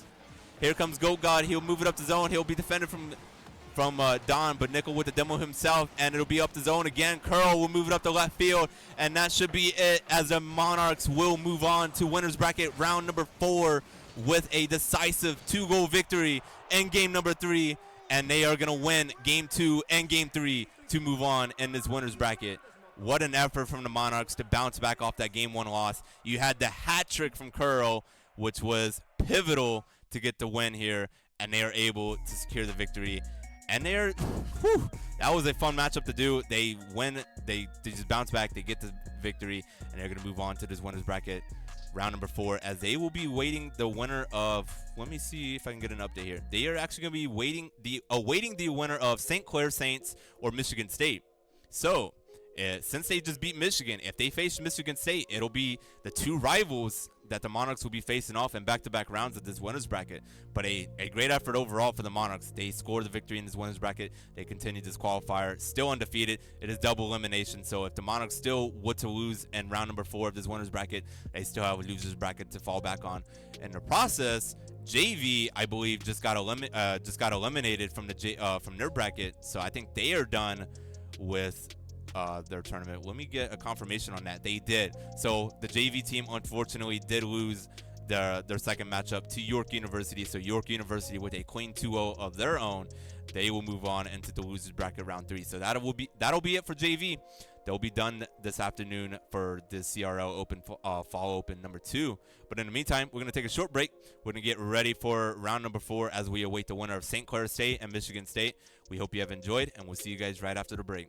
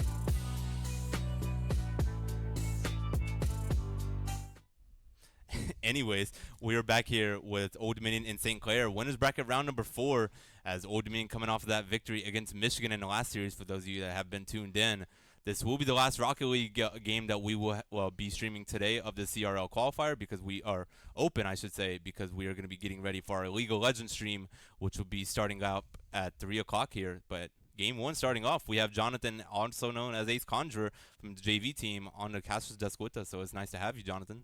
I'm so glad to be here. Unfortunately, well, not happy to be here because we got knocked out early, but just happy to be able to cast a final game. I'd say so far the varsity team has been able to come back, rally back, able to take advantages of their lows and be able to get the highest of highs so far. So hopefully they can keep that up in this series. Yeah, and the first 2 series so far, Old Dominion's played pretty decisively. Those first 2 series are pretty easy series for the Monarchs to advance. They had 2-0 clean sweeps, but that Michigan series was their first real test of this bracket so far today, and they were able to bounce back off of that Game 1 loss and being able to get the Game 2 and 3 victory. But throughout the first minute of this one has been pretty defensive-sided as Crow gets demoed there, and Spoods actually gets the demo there, and Vesh will have an open net. So unfortunate for the Monarchs to have an open lane there, but you got to love to play there with a demo to set that up and get it off the corner wall, and Vest is there to capitalize. Yeah, Gokad and Justin trying to go up for the block, but he was able to find the gap right in between them, knock it right into the goal, and get a 1-0 for St. Clair. I say hopefully they'll be able to kind of rally back a little bit. I say they just need to take a breather, regroup on offense, and just take advantage of the opportunities. This is going to be another tough test for this Monarch team. St. Clair team, from what I've heard, did win the bracket in the other open, so they do have a lot of success in this open so far. So Old Dominion's going to have their hands full in this series. But at the moment here, St. Clair with the 1-0 lead, and there's a shot right off the ceiling, but it's going to be saved from Goat God. And there's possibly a follow-up from Vesh, but it's going to be defended pretty well from Curl, so they'll get out of the zone for the time being. But Nitrix will actually keep it in, and that's a big save from Goat God, so another save for the Monarchs to keep it out. And there's another one from Curl. Vesh with the opportunity, and Nitrix with another shot. Oh my goodness. There's shots left and right from St. Clair, and they were just able to capitalize after many saves from the Monarchs. Just really great offensive pressure there from St. Clair, able to just keep throwing shots basically at the backboard or at a player defensively and making them have to jump, use the boost, get up there, and with the boost steals that they're rotating in and out so quickly, it leaves the Monarchs no chance to really be able to breathe, and they ended up taking advantage of the open opportunity that they had. There's Goat God off the kickoff. He gets the shot there, but it's actually going to be defended from Spoods, unfortunately. So a bit of a timing there, and just down with the shot, but it's actually not going to be much of a shot as Nitrix is there with the save. Off of the ceiling in front of the goal, there was a shot there for Goga, but not going to be able to capitalize there, and they'll have to go back to midfield and try to get something set up once again. Yep, Dan able to get the nice 50 off of Spoods, but Spoods able to kind of redirect it back to the wall to keep it on the offensive end for St. Clair. Now Spoods on the attack underneath. What a flick to the top left-hand corner. I mean, the placement on that, absolutely picture perfect. That is what you're looking for. Nitrix able to make the challenge. Dan having the jump to miss the demo. It goes under. That was just a beautiful angle. You saw Dan trying to go down, trying to prevent the shot from hitting below, but he went up into the top corner anyways. So a great effort from St. Clair to extend this lead to 3-0, almost halfway through. Invest with an opportunity, but it'll go wide. And Just Dan is there to move it up the right field wall as Old Dominion needs an answer here. They have not had anything going in the first half of this game. But at the moment here, St. Clair with the 3-0 advantage. Yeah, so far Vesh able to keep a lot more of the area control. Now going for a 50. Goat got able to get it underneath him, and Nitrix on the back foot, but Spoods puts it right back up. Very high. Good floater from him. Nitrix now looking for the pass to Vesh, and Vesh just catching it. I mean, almost getting the flick over top of Dan. Dan pre-jumping, but what a bump right there from Nitrix. Just analyzes the attack from Dan and able to keep it from going in. So a pair of trades on both ends of the field. Just Dan and Nitrix both demo each other itself. And there's to be a shot there from Spoods, but Goat God is there with another save. I believe that's his 3rd save in his game so far. His 4th save, my mistake. But overall, I mean, the Monarchs has been on the defensive end. They just need to get some offensive pressure here because St. Clair has just been dominating possession, it seems, in this first 4 minutes of this game. St. Clair on the rotations, as you can see, they're holding like that triangle formation, really just keeping it circling in and out, and they're not really breaking that too much. They're getting in single file lines, but then they're spreading right back out to where they need to be. With the shot off right there, almost getting it past, but Vex able to take advantage of it. Nitrix now on the attack, but they're keeping that type of solid rotation, able to know where everybody's at, and almost a massive shot right there. Could have been easily 4-0 right there, but able to get up for it, the Monarchs. That was a snipe there, but luckily we got a good save on that and being able to preserve that 3-0 deficit at the moment here. 1:15 to play. Monarchs in desperate need of 3 goals here. They have not established any offensive stability so far in this one. As you said, the rotations from St. Clair have been near picture perfect, and they've just been capitalizing in all aspects throughout this game so far. And their challenge has been really good. See, there's a nice little double tap off the backboard. Nitrix almost able to get there. Spoods now trying to redirect it off of Kuro. He saw him coming on the attack right there. But now we're going to have to try and 50 this out. And currently, St. Clair is just 50 a ball right up, and Spoods is already up and ready on the attack. And you can see Spoods trying to get a center right out, but Kuro is there to defend it pretty well. He'll move it up the left field wall, but it'll be hit into the zone as Vesh keeps it in, and Spoods will maintain possession in the ODU zone. So like you said, rotation is just key for the St. Clair team. They're just playing with each other, just playing off of each other. Vesh with another big shot as Justin with another save, and you can see Kuro gets demoed in the process from Spoods. 30 seconds left to play. Monarchs need 3 goals here. Mostly unlikely, but just a great effort from St. Clair's overall throughout this first match, and it's something just to kind of bounce back for going into that second game. And if you look at St. Clair, they're very comfortable in the air, pre-jumping and figuring out where those 50s are going to go. And they're kind of reading those wall hits a lot better than the Monarchs are, able to try and get the pass plays off so that way they're a little bit more familiar with a nice demo there. But Nitrix still able to get back down to it. Just the placement on where they are on defense, just able to take advantage of the key forces. And that's almost in again off of a double fleet reset and the 50. I mean, St. Clair is coming into the series not messing around. I mean, yes, when you win the fall open the last time, you definitely have the reputation of possibly making it deep into the next fall open, as well as possibly winning back-to-back. But, I mean, unfortunately, the Monarchs just weren't able to have any stability offensively in that game. And you saw from St. Clair, they had, like, around 15 shots throughout. I mean, only so much defense that you can have from the Monarchs to help keep them off of the board and whatnot. But St. Clair just is able to capitalize on all the pressures that they have. Yeah, St. Clair was just taking advantage of any little small mistakes there was on defense, and even when there was no mistakes, they were finding the placement that they need to be on the attack. Flipping a pass down on for that top left-hand corner is a very notable goal. Just able to figure out where they need to place the ball, being very methodical on their approach, and just knowing where everyone is on the field. That's just really good Rocket League, and so far the Monarchs are going to have to come up with a plan to defend against that. Yeah, I mean, they had the tough test with Michigan beforehand, but this is going to be even more of a tougher test because St. Clair is one of those sleeping giants in this bracket. It seems that Kuro and them have mentioned, like they know that St. Clair is going to be bringing a lot to the table, but thankfully it is a best-of-5 series, so Monarchs have multiple chances to possibly bounce back in this series, but it's all going to start with getting a victory here in game number 2, as it is now 1-0 in favor for St. Clair, and Kuro with the shot, opening shot in the first 10 seconds there, but a little above the net. Right there, back to the middle to Vesh, and Vesh able to read that redirect, gets another touch. And here comes Spoods now, follow the follow-up, but just if you look at the touches that they're making, they know what they're going to have to be. They're almost calling it out previously, just knowing that they're going to get the double touch or able to redirect it to where they need to be, and that's just putting them on the end. Like, look at the read from Spoods right there. It just pinches it right down. I mean, it's crazy. The team itself is just knowing the fundamentals and just able to take the mechanics to it as well is very dangerous for a team because that means they're good all the way around. Oh my gosh, what a shot from Gogat off of the crossbar. Can the foul go? And there's Kuro. Oh, what a big shot from Kuro, being able to capitalize early in this game and being able to get the advantage 1-0. So Gogat with a shot off of the post. It defended pretty well, but Kuro with a good follow-up to get the Monarchs on the board here. Yeah, Nitrix was more facing towards the play, and here comes Vesh able to move into the play, gets the touch, but not able to follow up and get another touch on it as well. And Kuro able to take advantage of the small opening that there was, and now it's down. Finch is down, and that was a luckily they weren't following from underneath because if he got underneath that ball, that was definitely a goal. Kuro now knocking it middle, but that's very dangerous because Vesh now has control of the ball. Gogat knocking that middle, but that could be really bad because Nitrix now has possession. Oh, and almost a dangerous knockdown from Vesh right there. He was already on the backboard and almost had the pass down, and now we have a double commit on offense. That could put Dan in a bad situation, and it does. Spood's able to take advantage of that. Unfortunate for the Monarchs there. It was a good play defensively to keep it out the first time around, but Spoods keeps it in the zone and being able to work his magic and being able to tally a goal for St. Clair. I mean, that's just nasty speed right there. Flicks it backwards, able to flip like almost 180 flick all the way back around, double jumps up with the speed that he has, and just able to get back to the ball before we can even make another play on it. That's just insane speed and reaction time right there. Spoods is just playing at another pace right now, it seems. 100%. And I say a lot of the teams that play really, really well are bubble players or RLCS pros. They almost go into some of these as like 80% playing style, but right now you're probably going to start seeing them pick it up a little bit because they now know that they're going to have to put themselves in better situations, and they can't really take the advantage of just playing that little bit slightly back because we could take advantage of that. And Kuro trying to play it out in the corner, but not going to do much. He'll lose the 50. Just Dan. Actually, he's going to be an open net. There's a follow-up from Vesh. He misses it. There goes Nitrix, but Kuro's there with a big save. So a big opportunity for St. Clair to possibly take the lead there, but the Monarchs are being able to stave off that pressure and being able to keep this a 1-1 game 2 minutes in. Whew. Close chance for St. Clair, especially on the counterattack there, but luckily the Monarchs were able to defend it pretty well and keep the game tied. Yeah, Vesh trying to fake out Dan right there on that attack, but Dan just able to get a nice little touch on it, but it does go off the wall a little bit heavier than what he needed to. Crow now trying to pass the Goat God and get it redirected down, but he's a little bit in a different situation, and Nitrix already taking advantage of that offensive hit. But Dan coming up for the follow-up, gets the 50, but damn, look at Spoods. I mean, he's just passing all a over corner. the place right now.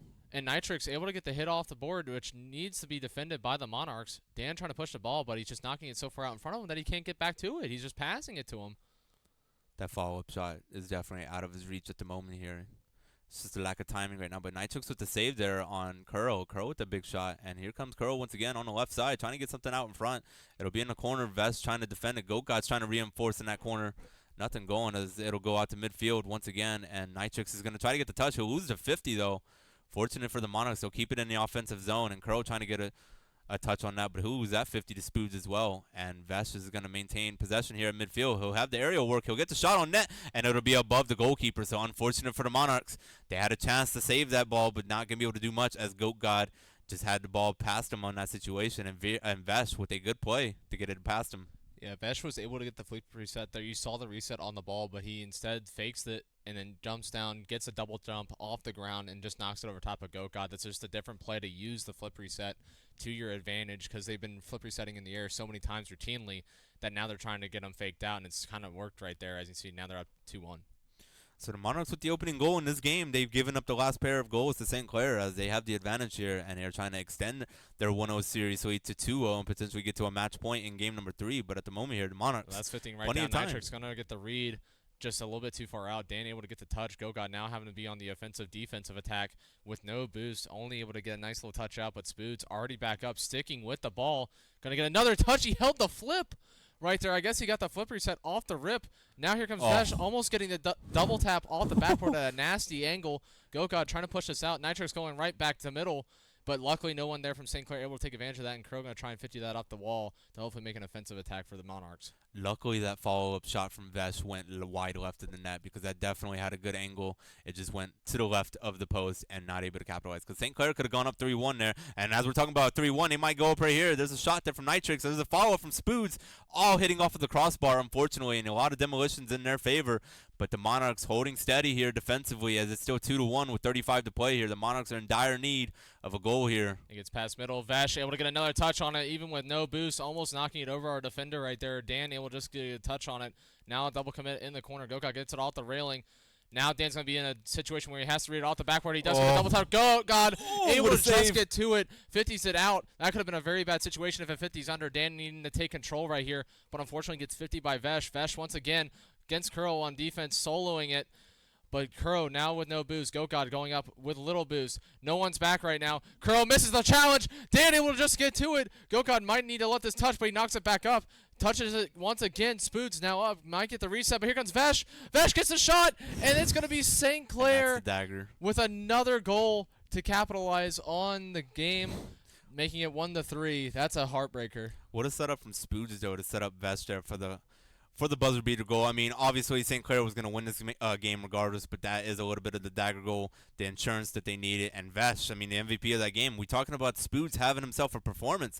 Vesh adding along with that team as well. So that duo for them has been working out so far. And St. Clair, they had the 2-0 lead here. They come back from that 1-0 at disadvantage early in that game, and they're able to fight back and get the 3-1 victory. Yeah, currently right now they're going to be in that similar situation again. Instead of it being a best of 3, losing the first one and then having to win the next 2. Right now they've already lost the first 2, so now they're going to have to battle back and have to go on a whole entire march on a reverse sweep. They'll have to win out. Yeah, they'll have to win out if they want to make this upset happen for sure. Yeah, this upset is going to take a long stride for the Monarchs, especially because for how good St. Clair is going and the momentum that they have, this could honestly just be a 3-0 series, and we could see the Monarchs end up falling to the losers bracket, which means they still do have a chance of qualifying, but it is all down to this game right here. So we hope you've been enjoying the stream. This will possibly be the last game of the evening.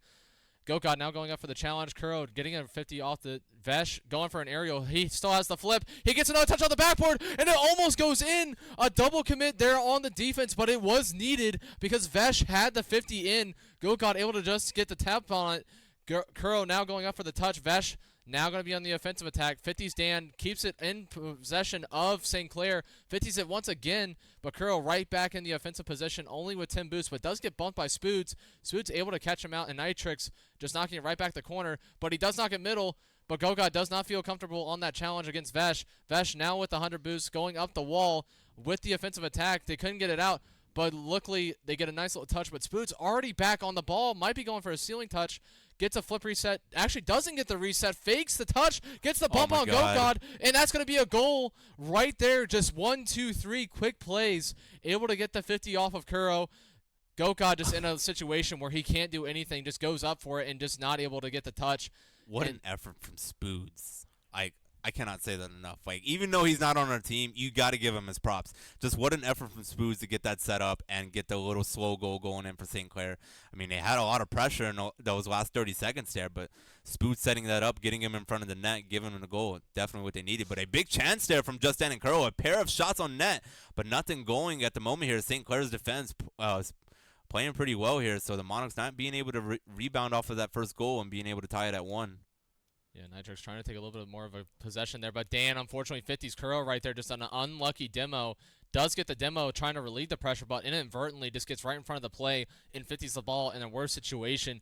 Now Spoods once again a hold of the ball, and it goes almost over Dan. Dan just getting a touch. Spoods going to get the shot off, and it almost goes in. Gogod able to get back to it just in time. Now Dan's going to be going on the backboard. Spoods double taps it. Kuro in a situation where he has to get to the front post, and he's able to just get a touch. But, I mean, the Monarchs right now are just having to play defense. They cannot get this ball out. They are in desperate need of getting it out of their zone right now. They need to get it out because St. Clair is bound to score eventually with all this pressure so far. And you can see Vest trying to get it out centered in front, and Gogod trying his best to get it out. They will. So it'll be at midfield, but Nitrix is there. Yeah, Dan kind of leaving that play right there. It looked like Crow was trying to push it to him, trying to just make a play out of it. And Dan almost able to get there, but 50's it off the post, makes a worse pinch out of it versus just leaving it. But what a save for Crow! And Crow with the goal to even out the playing field with 2:46 left. An unfortunate mistake from Dan right there, just couldn't 50 it in, but Crow coming in with just enough power, a 71-mile-an-hour hit off the corner, just out of reach from Nitrix from getting the boost, which keeps the series alive. But there's still 2:46 left on the clock. Anything can happen. There was some power on that ball, and it got past St. Clair's defenders, so they get the goal right back. 71 miles an hour, my goodness, just a sniper from Curl there, and that was a clutch goal that they needed because the Monarchs, they were on their last legs defensively, it seemed, because St. Clair just having all that pressure offensively, but the Monarchs get one right back and kind of change the tone of this match as it's halfway through, and it's still anybody's game, but what a setup from Gogod. It's set up from Justin, and Gogod gets the goal. I mean, I don't know what happened there. St. Clair's been playing great defense. I saw him rotating back from mid, but apparently Vash went for the boost on our end, just pulls himself out of position, and they've ended up paying the price for it with a double commit in the corner, and Gogod able to follow up and get the goal. So now we do have the lead going into Game 3 right now. But like I said, St. Clair has not let down on that offensive attack, so if we get put back in that position, it could just be one small mistake from the Monarchs that could lead us to another goal. Here comes Curl on the right side, trying to get something out center. He'll get the work in front. Justin with the goal. My goodness, what a setup from Curl to get Justin to help him reinforce. They will solidify that goal, and they're now up 2 goals with 2:12 left to play against the St. Clair squad. I mean, that was a very risky double commit because if he pinches it off, Curl right there, and it goes underneath Dan, that is a definite 1v3 right there for Gogod, and he'd have to be in a good challenge. But Dan able to be far enough to the left side of the ball for the 50 to matter, and Curl gets a demo off of kickoff, but now he gets a double demo, relieving the pressure, but it might not have been enough. Vesh almost getting the goal right there. Vesh now on the demo path, so this is going to be dangerous for the Monarchs because now they're in a 2v2. And St. Clair right now going to have to be a little bit more methodical on their offensive attack. And it's already going a shot on. And Dan not able to get back to it. Misreads where the ball is. But what a shot from Spoods right there. Reads it off the wall. Gets back to it and gets it past Gogod. Catches Curl out of position. And I don't think Dan was even realizing that until he got told it was going in. There ain't no way this Spoods guy is real because that was just an insane shot. Being able to assist himself off of that wall at midfield and being able to get the sniper right there. Unfortunately, Curl wasn't there to defend it in just a second sooner, but St. Clair, they get one right back against his Monarch team, and it's now a 1-goal deficit for them. So it's still anybody's game. A big setup there for Vesh. Spoods trying to set up Vesh for the one-timer, not going to be able to capitalize on that, thankfully. Monarchs is going to have to get out of the zone here as it's still in the corner. Spoods setting it up for Vesh. It'll be right in front, and Spoods will get the goal. So Monarchs could not get out of zone. Spoods capitalizes once again, and I believe that was the hat trick for Spoods already. So the hat trick in this game gives them the tie, and St. Clair is still in this one with 90 seconds to play. St. Clair, like I said, it just brought it right back that quickly. Like, you cannot just relax at all, and I think that's what they started doing when they realized they're up 1-3. They started playing a little bit more defensively heavy, and they pulled themselves out of position, and they're now paying the price for it because they're having to be more offensive now. But Dan, just 2 misreads on defense right there, puts him back down into a 3-3 situation. And Dan now just trying to get in the way, but doesn't get in the way. Nitrix still able to stay with it with no boost, just being an absolute menace right there on the ball. And Spoos now with the redirect back to the middle, but luckily no one from St. Clair able to get there. Vesh now with a nasty bump. It goes to Nitrix, and Dan able to get back to it. Oh, man, this series is literally going to come down to who makes the next mistake. Whoever makes the next mistake is going to literally give this game away. Crow drops it down, goes to go, and he finds his slot! He finds the slot! What a pass from Crow right there, able to recover on the wall. Crow reading the bounce off the post, knocks it straight down, and GoGod able to fit it in between Nitrix and Vesh for the bottom left corner slot with 52 seconds left. It is 4-3 on the clock, and this could be the game for the Monarchs. They need to keep this aggressiveness going because right as they fall into the defensive end, they are just letting St. Clair run all over them. And that's another shot, but here comes Spoon. Oh my God, off the post. And they get it back just like that. Nitrix with the follow-up right there, just able to realize the situation. Oh my God. Gets the touch from Spoons, reads it. Curl missing the post hit, and Dan just not far enough into it. Unfortunately, this is going back and forth. This is anybody's game here. This game is literally going to come down. Like I said, once you make the mistake, it's over. It could come down to who makes the next mistake in this one right here. 40 seconds left to play. These two teams tied up at 4. Monarchs in dire need of winning at least this one to force a game 4. Can he get another goal here off of the right wall? Nitrix is going to defend it. It'll be on the left side. Can Curl get a shot into the corner? He won't. He won't get the touch. He'll try to get something set up for GoGod. Not going to do much. It'll be back in the ODU zone. 20 seconds left to play off of the corner. Just down is there to defend it, but Spoon's already there.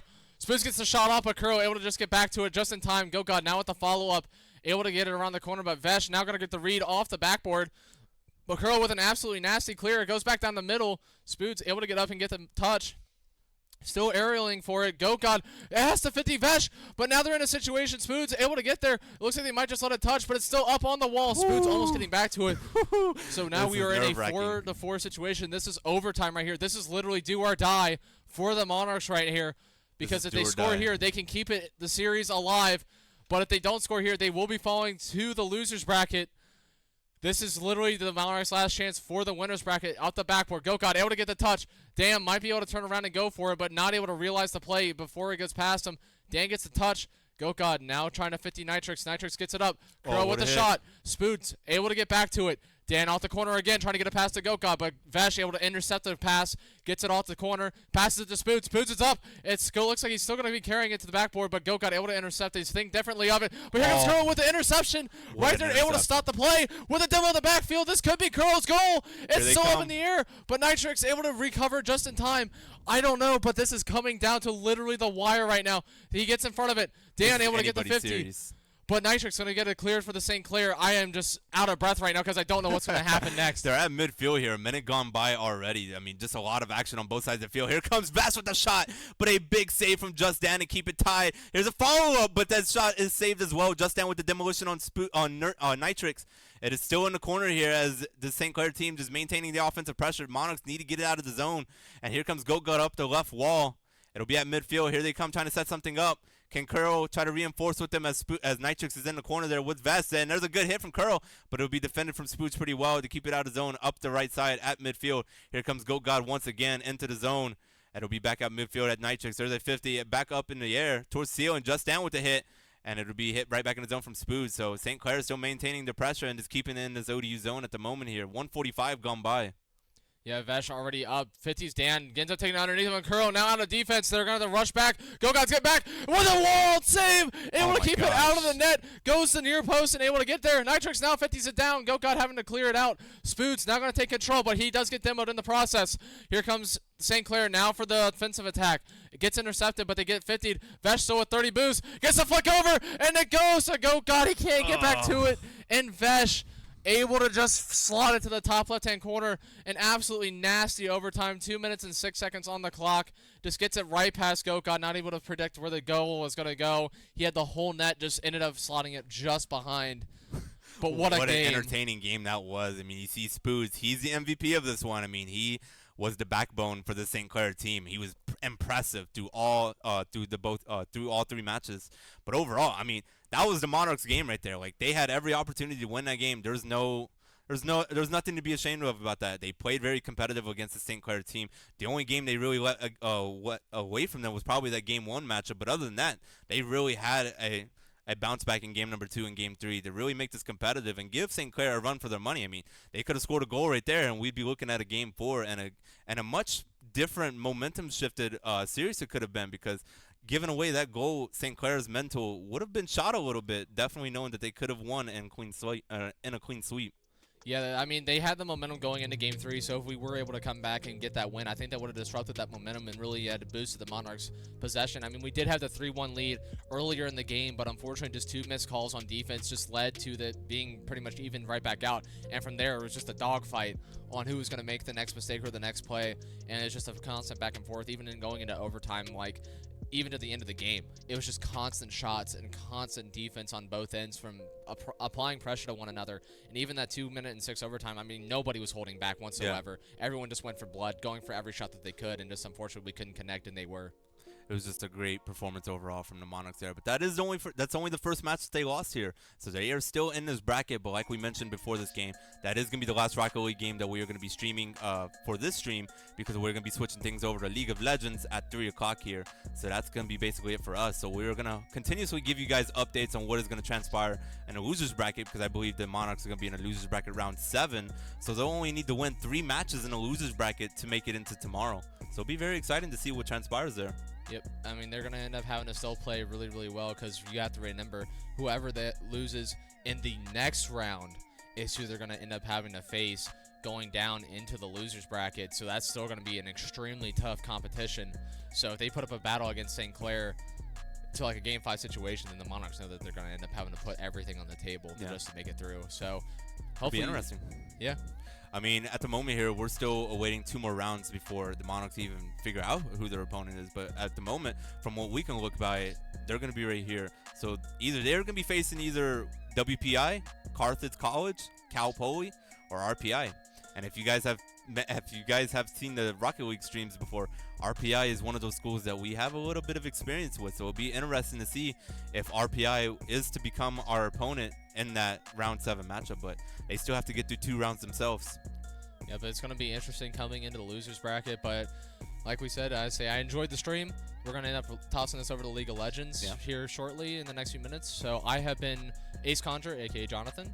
I have been Benjamin Draper, and we have been your casters today. We hope you have enjoyed our CRL Fall Open number 2. That is going to be it for Rocket League this afternoon, but we will continue to update you guys on what is happening with Varsity and the losers bracket. But in the meantime, we're going to take a short break. We're going to get switched over and get ready for League of Legends, as they are preparing for their rivalry matchup against George Mason University. So it'll be very exciting to see how that league match will transpire. But nonetheless, we hope you have enjoyed, and we will see you guys after the break.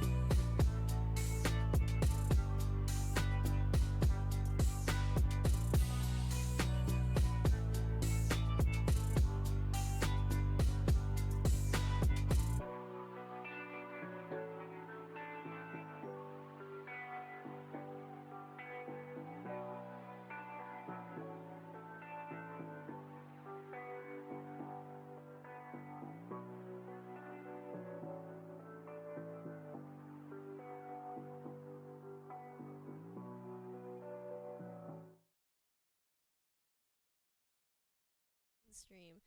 It's been a little bit since our last stream. Today we're up against George Mason, so pretty intense here. I'm Ellie Metzger, and I'm joined by new co-caster Kai Davis. Yep, and we're about to have some fun today. GMU, what else? They're a rival school, so hopefully we can, claim a victory and, make ODU Monarchs proud. But, before we do that though, we're gonna take a quick break.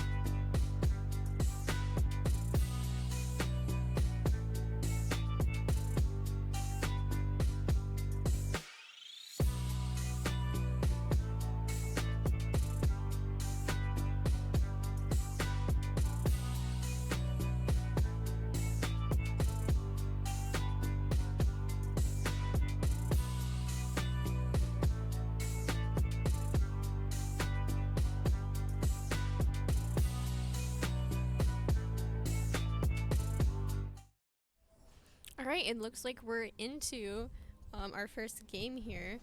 ODU on red side. A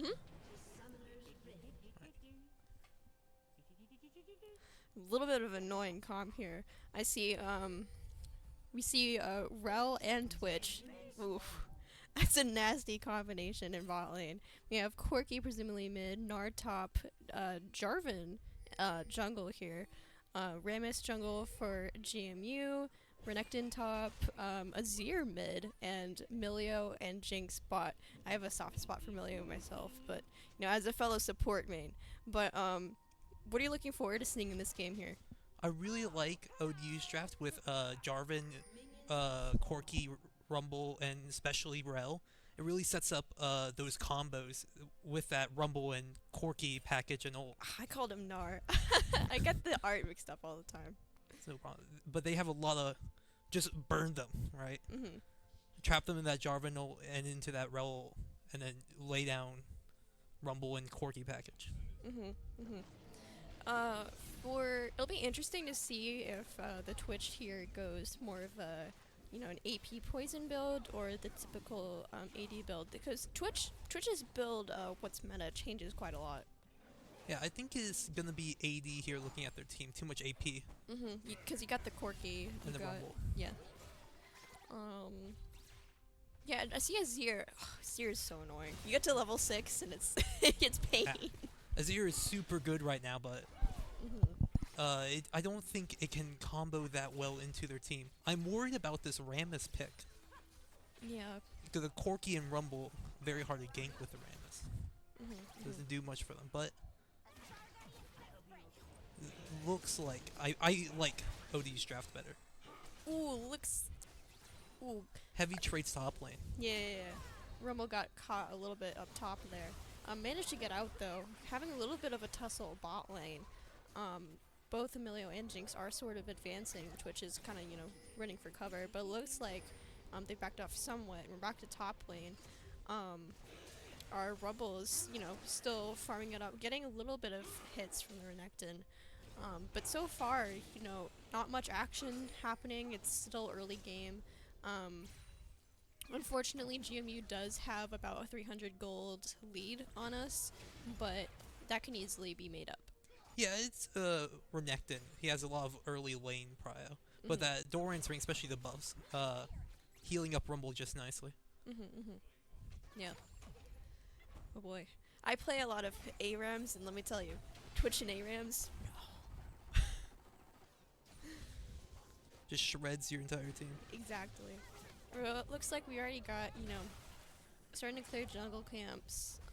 Really, for a lot of these characters, it won't start to get, really intense until late game, especially with someone like Jinx, because she is a hyper carry.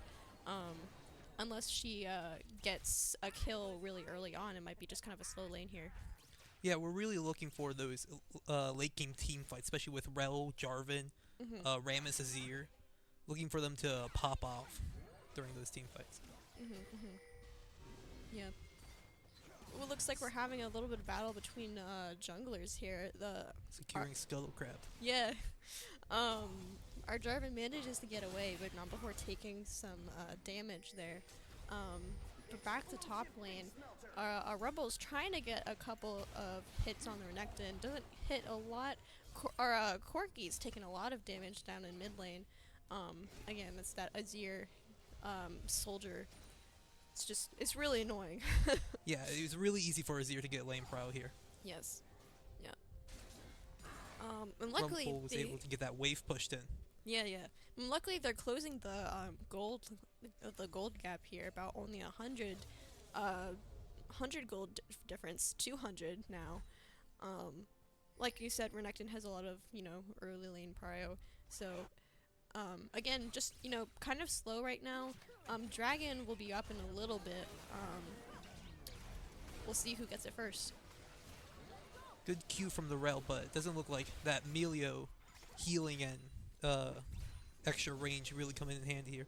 And Jarvan hiding in the bush might be able to find something here with the Rel remount. Yeah.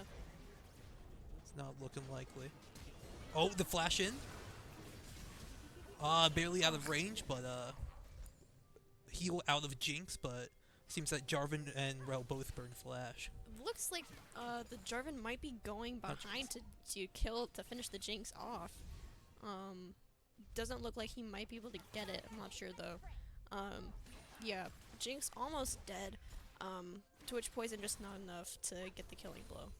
Yeah, it's probably Twitch passive. It's not much early game, especially if you don't go AP. Oh, the Melio cancel of the Rel jump. A little rough, but they were able to get the wave in. Might be able to look for it back here. I don't know how much Jinx can afford staying. The Melio knock up is brutal. Yeah, especially into someone like Rel.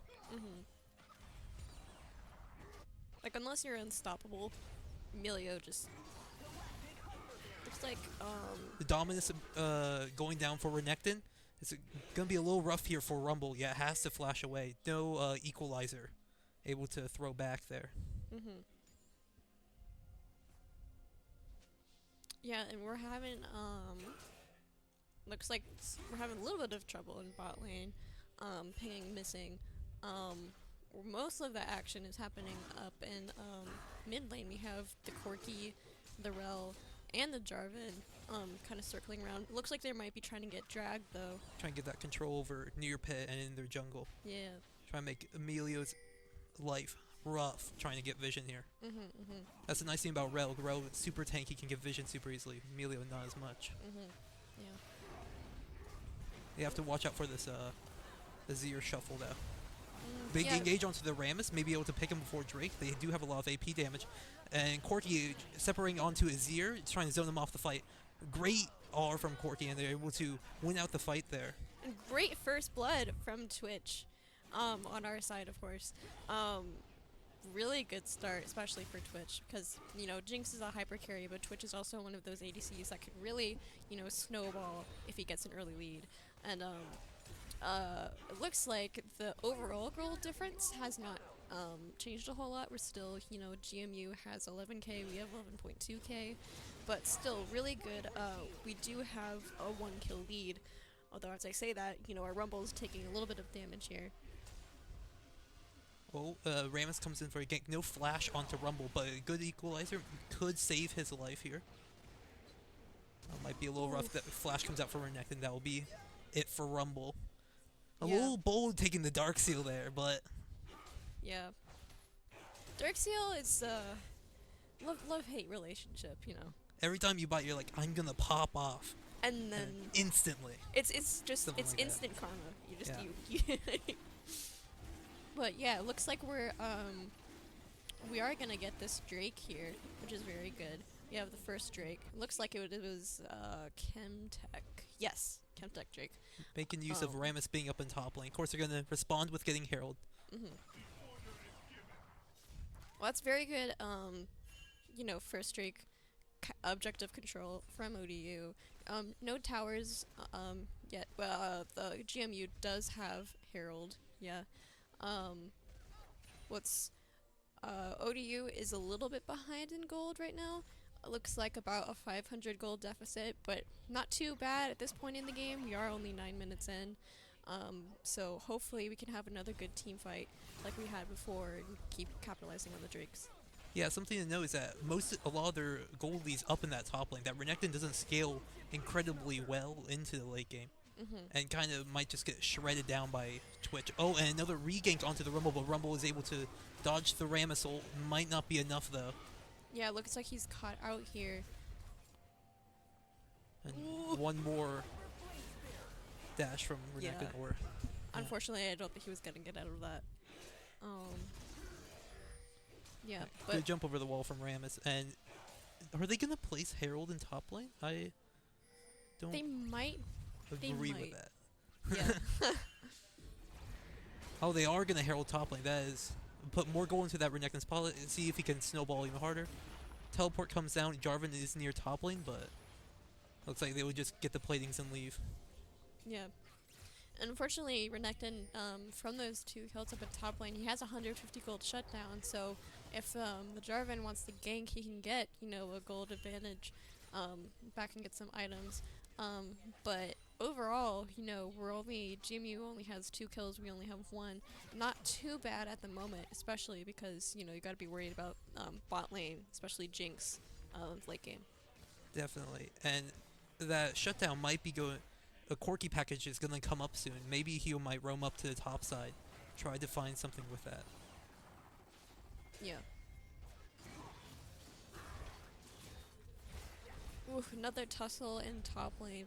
Not a great idea to be engaging with top lane because the Renekton does have that 2 kill lead over the Rumble. Gotta be a little bit careful there. It looks like Renekton already has Gore Drinker, so or Iron Spike Whip. I think. As old Gore Drinker, yeah. Oh, Gore Drinker. Okay. Yeah. We're good. It's hard to see from the screen on here. No problem. Be weird after 2 kills and 90 CS only has an Iron Spike whip. You know, he got Had to sell some items, he change wants- his build. he's gotta you know, he wants ODU to have a fighting chance, right? You gotta take yourself down a peg. Make sure to have even gold with that. Yeah, Rumble. yeah. Very, very considerate of GMU there. But yeah, it's still a pretty slow game. Except for top lane, nothing's really been happening. There's been a little bit of action in mid lane. So far, excuse me. Not a whole lot going on in bot lane. It looks like the Twitch is slightly down on CS behind the Jinx. And Rail actually has 14 CS to the Million 0, so a little interesting there. They flashed Something. in. Uh, Yeah. Jinx flashing out of the Jarvan ult. Seems like popping Jinx is something's very important there. Sadly, we had to use Twitch Ghost ourselves in Twitch ult, but gives them a lot of pressure on bot lane to make plays now. And since the Twitch does have that 1 kill lead over the Jinx, it's important to, you know, try to keep the momentum as much as possible and try to catch up in CS. You know, at this point it's only about 14 behind, so, you know, not that bad, but hopefully the Twitch can try to, you know, catch up a little bit. Just needs to catch this wave. We try to get some solo EXP here. Ro might go for the roam onto the Z here. Maybe try to pop that shuffle. Corky's a little low, but doesn't seem package is coming up. It should be coming up in about a minute. We have to start looking towards, you know, the next drag and seeing who's gonna get that too. Start preparing, you know, get vision, rotating, and all that good stuff. Package comes at 12:30. Yes. Yeah, vision control is definitely important here near this Drake pit. That's why we got the first Drake. Having them enter into our vision, them not having control of river. It looks like Rammus and Rel kind of, you know, skirting around each other at the Drake pit. Drake is coming up soon. We got the first one. The question is, can we get it again? In that top lane, you know, we're having a little bit of a tussle again. Again, it's not a great idea to be engaging because Renekton is 2-0. But, you know, getting a good bit of damage off, surprisingly. Does have the equalizer just in case. And going in on this Jinx, trying to make sure she is down before the Drake. Amazing pick before the Drake. Rel making sure to zone them off before the Drake. That should be a free Drake for ODU now. Unless we have to worry about an Azir shuffle. But without their carry, I don't think they can do much here. Yeah. And we're on Drake right now. Hopefully we can keep it. Milio is behind the Drake pit, but it seems like we might be able to see him have vision over the pit. Milio looks like he's backing off. No, he's coming up. We got the Drake anyway. You know. Good secure from ODU. Great play finding out the Jinx alone. Good Corky package to zone her. Make sure she's trapped in there. Yeah, the Jinx didn't stand a chance. She was gained up by 3 people, I believe. And trying to zone her off of just being in bot lane in general here. Making this Jinx life hell. Oh. With Jarvan does not have EQ yet. That might have been a little premature there from Twitch, but getting good damage on Amelia there. Yeah. And as you said, it looks like Twitch is going the, you know, typical AD build. You have Berserker's Greaves, you have, you know, Pickaxe. It looks like classic AD build here, especially because, like you said, we already have some AP. Yeah, the Bork build being amazing here. Bork plus either Runans or Infinity Edge and Queen's Tooth or Affinity Edge and plus Runans. Great spread damage onto their team. Especially going on that Rammus, being a tank ADC killer. Yep. Runans is... Oof. Great engage from the Rel there. Responding TP. Double TP from blue side and OD responding with their own TP. Seems that Renekton putting in some damage there. Oh, unfortunately, GMU catches our Rel though. So that is both Twitch and Rel dead. I don't think, I believe Twitch did actually have a shutdown there. But, you know, unfortunate. We did get another drag though. At this point we have Chemtech and Cloud. So we have that movement speed, which could definitely help us later on. Yeah, a little rough. Rumble had to burn TP earlier to get back to lane due to how much damage they took, so they had numbers advantage there from TPs in the bot lane. This Renekton is very scary, but I think ODUs has the tools late game to deal with it. Rammus is very low. Looks like they did get second Herald also. Because Rammus might be looking a good escape there from Rel. Rammus might be looking to place Herald down in the mid lane. Try to get the map opened up for them.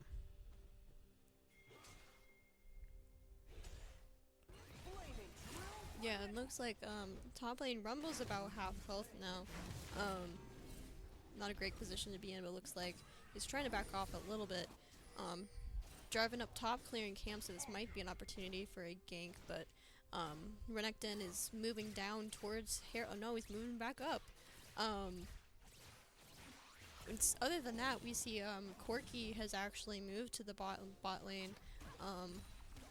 We have, looks like what Twitch is trying to sneak up on the Emilio here. Might be able to get the pick. Oh, not enough damage. Emilio shield blocking all that E damage from Twitch. I like the play idea, just wasn't able to get it off. Yeah. Where was it? Couldn't have been there in time. Maybe he could spot him. No, the Oracle doesn't spot the Emilio there. Yeah. Emilio's just, you know, he has so much sustain. Oh, it looks like, yep, our Twitch gets caught up by the Jinx there. Looks like our Jarvan might be going, or Rel, sorry. Rel goes down as well. Jinx gets the double kill, which isn't great. Like we said, Jinx is a hyper carry, so at the moment she has a 350 gold shutdown. She builds Stormrazor first, so, and she has about a 20 plus gold lead on the Twitch here. It looks like, oh, and our Rumble goes down to the Renekton again, and looks like our Jarvan might be caught a little here with a taunt. Yeah, unfortunately, double kill for the Renekton. So now the Renekton is 5-0, which, no, not what you want to see for Renekton. At least, you know, at about 18 minutes in the game. But Corki does get the kill on the Rammus, so we get one in return. Yeah, that was an unfortunate missed equalizer, but it seems like they overstayed their welcome, and Corki and Twitch were able to rotate up there and able to secure that kill onto Rammus. We do have to definitely be worried about this Jinx. We can't make any premature plays here. Yeah. Can't just walk up to the Jinx and try to 1v1 her. Yeah, especially Renekton too, because Renekton with a 5-0, it's gonna get even more tanky. And that's, you know, we're gonna have to have either some burn or some armor penetration pretty soon. Definitely, I think if you're OD here, you definitely need to look for some picks here onto their two really fed members here, try to get some money. But this team fight might be a bit rough. They have a very large gold advantage here, so their items are much stronger. They're at their powers. Their Renekton is more at their power spike. And Corki's of the top lane seems like they might just give it. Yeah, it doesn't seem like we can contest this drag, especially with all five, including Renekton and Jinx at Drake. Looks like we might just have to give this one, as you said. Yep. Unfortunately, that is the Ocean Drake for GMU. You know, not a great momentum, you know, swing, because, you know, GMU does have 9 kills to our 4, which, no, isn't that big of a gap, but it still can, when a lot of those kills are concentrated with Renekton and Jinx, you know, it becomes a bit harder to come back, but we'll see if ODU can manage it. Definitely, their ults are very good at picking off, and missed shuffle onto the Twitch there. Twitch very sidestepped that Azir, very nicely done by him. Able to pick up the kill onto Azir then. In response, they get mid tower though, but they might be able to look for something here in mid lane if they overstay. Yeah, just, you know, yeah, just Rumble trying to fight off the Renekton. Again, it's really hard to fight against Renekton at this point in the game since he's 5-0. And has 191 CS. Rumble's a little bit behind. We have, you know, trying to defend bot lane as best as they can here, but you also have that Jinx. So it makes things a little bit harder. They're clearing our jungle, in fact. So looks like we might be going in for a little bit of a team fight. I'm not sure that's the best idea at this point. Backing off a little bit, but yeah, looks like Rel does flash out. Yeah, tried to make good use of that mistimed dominance, but it seems like the Rumble equalizer just could not find its mark there. So for them to follow up, they definitely want to make something happen if possible here. 2 shutdowns there would be very nice for ODU get, even if they go into a kill deficit. Yeah, and at this point, since a lot of the kills are concentrated, like we said, might be more important to concentrate on objectives. Objectives here. Unfortunately, GMU did take that Ocean Drake, but hopefully, we catch someone off guard and we can get the next one. Definitely, we're looking for picks here for the next Drake and or Baron. If they're able to get something maybe on a Zir, or a Jinx, maybe even the Rammus, could look for a Baron play, or when closer to Drake, try to get their third Drake to bring it to Soul Point, put the pressure onto GMU. Sorry.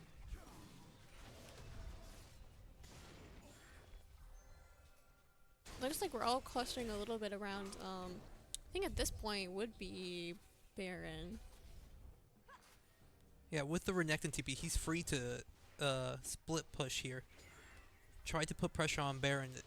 They could start it up at any moment, but their combo potential for ODU is still there.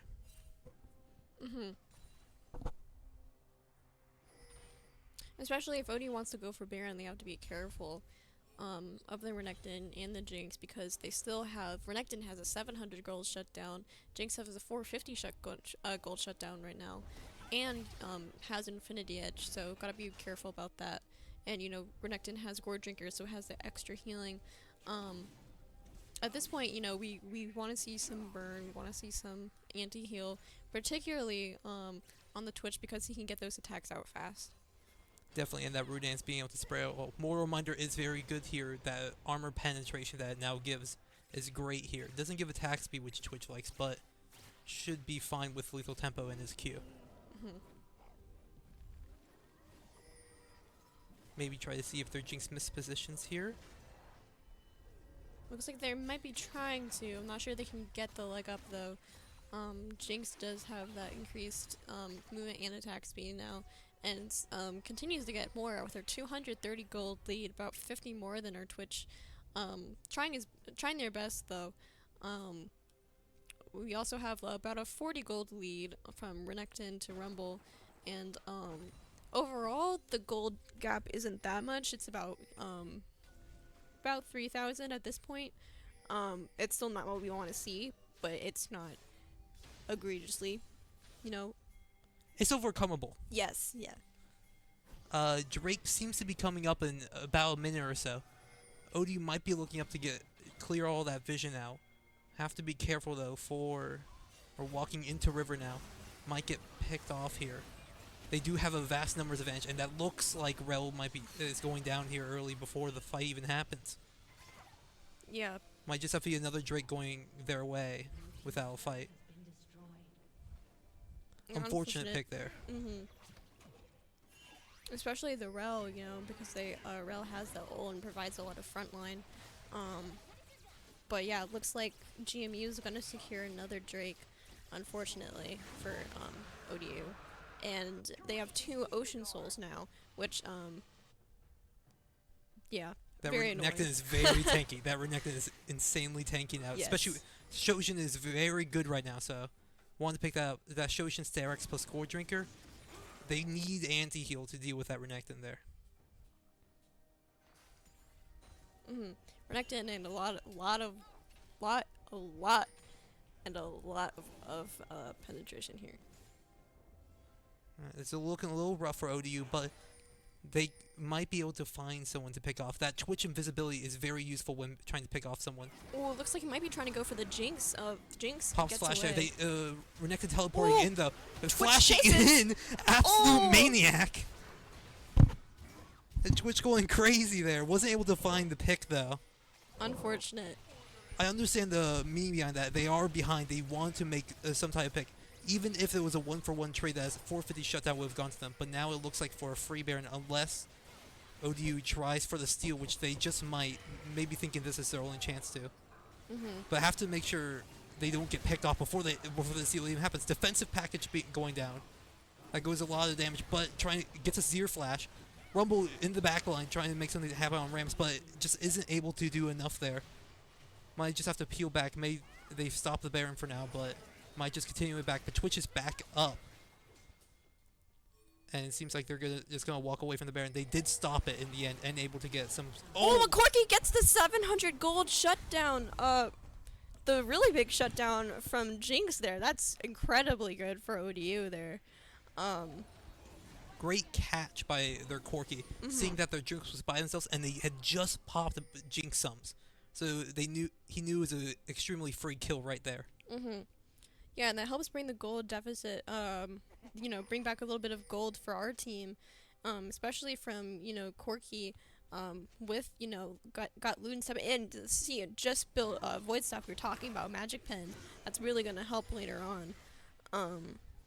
We still want to see some anti-heal, so maybe Morel Nomicon at some point. And again, mortal reminder for Twitch, just to help combat the Renekton, because now he's gotten another kill. He's 6-0-1. We gotta be a little bit careful now.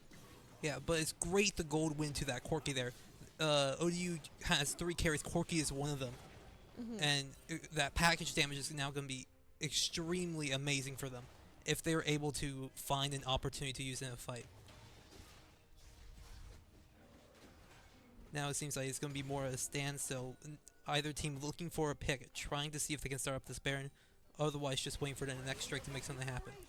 Rumble just throwing down ult. Just can't farm that wave for free.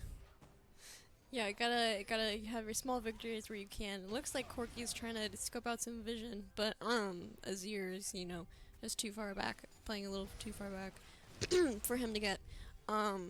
Looks like we might have a little bit of a collision mid lane. We have Rammus, Milio, and Jinx all kind of converging. We have the the Twitch and the Jarvan there as well. This might look like another team fight, especially with Baron being up. This might be another attempt by GMU to get that Baron. But we'll have to see. I mean, looks like Jarvan has jumped onto the Milio, judging by the minimap.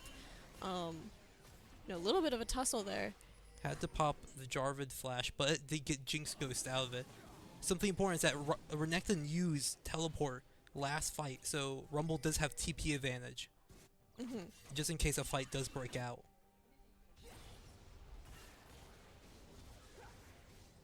So far, it just seems to be just contesting later. It does have to be careful here. Dominus popped by the Renekton. Renekton just jumping on this Rumble for free. Did not respect that Renekton space and that tower damage.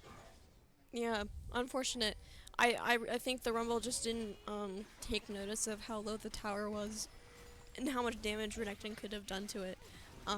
Just unfortunately got caught at the wrong time there. And it seems like they lose mid tower off of it also. Their damage is very high right now, GMU. And they have, 5 towers. We've only gotten 1. And they have, they've closed the Drake advantage, so now they have 2 Ocean Drakes. We have Chemtech and Cloud. But based on what we've been seeing so far, it looks like they might be able to take a 3rd Drake if they try to go for it. But we are going into another team fight. Our Twitch is down, just not good. It looks like our Rel goes down as well. Unfortunate picks. Well, this Rumble TPing in, trying to make something happen. It does have the Rumble available. Renekton going to that backline there. Rumble, though good, does not do much there, and their numbers advantage is just too much for ODU to handle there. Yeah, and that's a wipeout. It's a team ace of ODU from GMU. Unfortunate there. You had the picks a little bit too early on for the team fight. Yeah, and now GMU gets their free Baron, and we still have still waiting on I think 3 of our players to respawn here. We have the Twitch and the Rel up, but I'm really surprised that we haven't seen more anti-heal or things like that in this at this point. Yeah, definitely. Probably more like on Rumble, just for the equalizer, even if just something, but it's just nothing right now for anti-heal. Maybe they are trying to ignore the Renekton, trying to go on to their carries before that, but now that Renekton is so far ahead, he's a carry himself. Like, he's 8-0-2 at this point now. Looks like Twitch is trying to speed up and get the Renekton. Looks like Renekton might be a little too fast though. We're all converging up in top lane. we might be trying to go for a little bit of a, like a push here. Looks like the GMU is sending 3 Viz players down mid too. We have the Jinx, Azir, Emilio, possibly Renekton, who looks like he's going more top. But yeah, it's not looking good for ODU here. Yeah, definitely. They're now really looking for a pick, trying to find someone with Jarvan ult here, able to lay on them with Rel, trying to find someone like with a shutdown. If they can get Renekton, that'd be amazing. But even just an Azir pick, something like that would be great for ODU right now. And that quirky damage is definitely laying on right now. You're saying shutdown.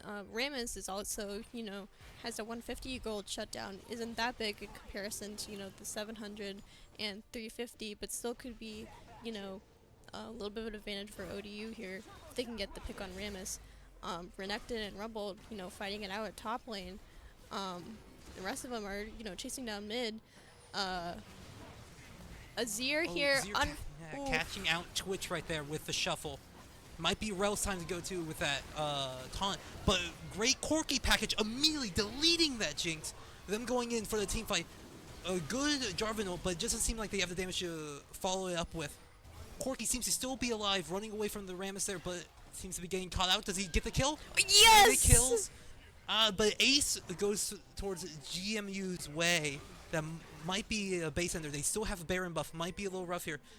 Respawn time is coming in for Twitch in 15 seconds. Let's see if the base will hold for that long. Might be a little close. That was a good fight for ODU, but waves were just not in their favor. And that seems to be the end of the game for ODU. Very unfortunate. Renekton not dying once and is up 9-0-2. So yeah, definitely like you said, one of the started being the carries, being the carry at the end of the game. Whew. I was really unfortunate because we had ODU had the Drake lead for a little bit, but then GMU just managed to get it right back. Yeah, I don't think they respected that Renekton nearly enough as they should have, especially in lane. And then once they got into this mid game, their fights with Renekton, he was able to just take over, and they couldn't get into their backline at all. Yeah. Unfortunate. But, ODU did make a really good, or tried to make a really good, sounds like our players are getting a little excited out there. Our team did make a good, start. It's just unfortunate that they couldn't capitalize on that. Like you said, I think they just got a little bit too relaxed around the Renekton, and that just kind of went downhill from there. Yeah, might try to pick up a different top laner either to face that Renekton or just try to mitigate the amount of damage that can come from up there. I would have liked to see a lot more anti-heal. I feel like that could have helped a lot, if not just for Renekton, then for the Milio as well. Because Milio, does not put out, a minuscule amount of healing. He does a lot, and plus shielding as well. Definitely the burst healing from his ult and a little bit of healing from his W. Yeah. I would have definitely liked to see a little bit more, especially, more Lenomicon from Corki, especially because he got that shutdown on the Jinx. But overall, good try from ODU. Hopefully we can make a comeback in the next game. Looks like we are going to the next game. Oh, never mind. We're taking a break.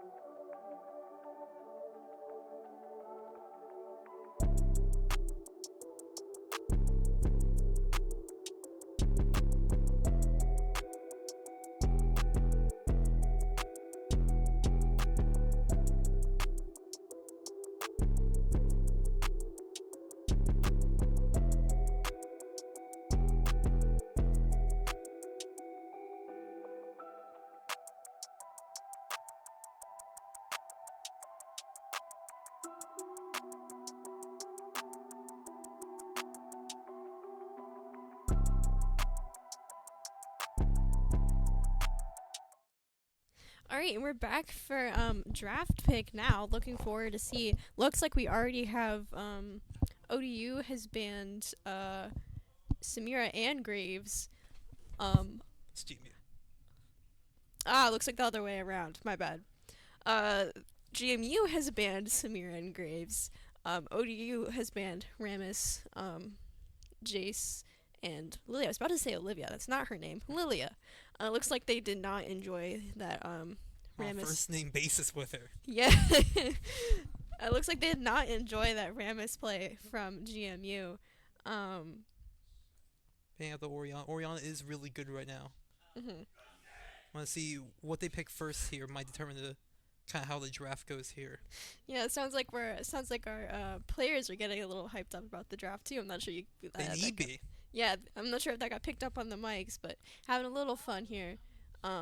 We always like to have fun here at ODU. Of course. Look at the Oriana band too. Looks like locking in with Ezreal this time. Looking for a safe lane here maybe for their bot lane. Going from that Twitch to Ezreal, gotta do a lot more, ability work than just click and auto attack. Going for Jinx again. I'm kind of surprised they did leave that open. Maybe they think that Ezreal will do better here. I'm confident in them, but Jinx is really good right now. I would expect to see Renekton ban as well, considering how the Renekton's KDA. But no, Renekton is still gonna play in the top First lane. pick, but they can counter pick here. Yeah. There are some great counter picks into Renekton. I don't know how the new Cassante does into it. No, Cassante isn't a champion that I have a lot of experience with. And they just reworked it, so. Yeah. My main experience is with mid and support lanes because those are the lanes that I play. Shout out to my girl Ari, I love you. Yeah, interesting that they didn't counter pick Jinx and Renekton. It could be an error, like you said. Maybe they think they can counter pick it. I have Sejuani for jungle this time on ODU. Gotta look for some melee mids. I'm surprised they banned Jace, but then picked up Sedge. Maybe their other team. Oh, a Garen pick. Garen has been picked recently at Worlds, actually. Garen is strong right now, especially can pick up Hullbreaker with it right now. Hullbreaker is still strong right now. They're nerfing it next patch. Yeah. I do like the Garen pick. It is pretty good right now as a counter pick. And if ODU's top laner is confident with it, I believe they are able to mitigate the damage this Renekton can cause. Yeah. It looks like they're still going with the Milio pick. They have 3 of the same, whereas ODU has picked 3 entirely different champions. It looks like GMU might just be going for the comp that worked for them. They don't want to jinx it. Jinx it. That was not intentional, but Hey, if it ain't broke, don't fix it. yeah. They're taking that approach to their comp here. But I think ODU might be cooking up something to deal with their draft. Might have to switch things up a little bit for ODU here. Getting that Blitzcrank ban too, and Karthus. So it'll be interesting what they see. We've already picked our jungle, or top actually, because Sejuani can work as a top as well. Banned Karma, interesting. I believe our support player does play a lot of Karma. I think that is why they're banning it out here. Gotcha. Yeah, I play a lot of Karma as well. Her fairy skin is so pretty. I'll believe it. All the league skins. Except like the Syndra one they released and everyone got mad at it. They've been doing the Law Illusion skins. Those were good. I probably butchered that pronunciation. The what?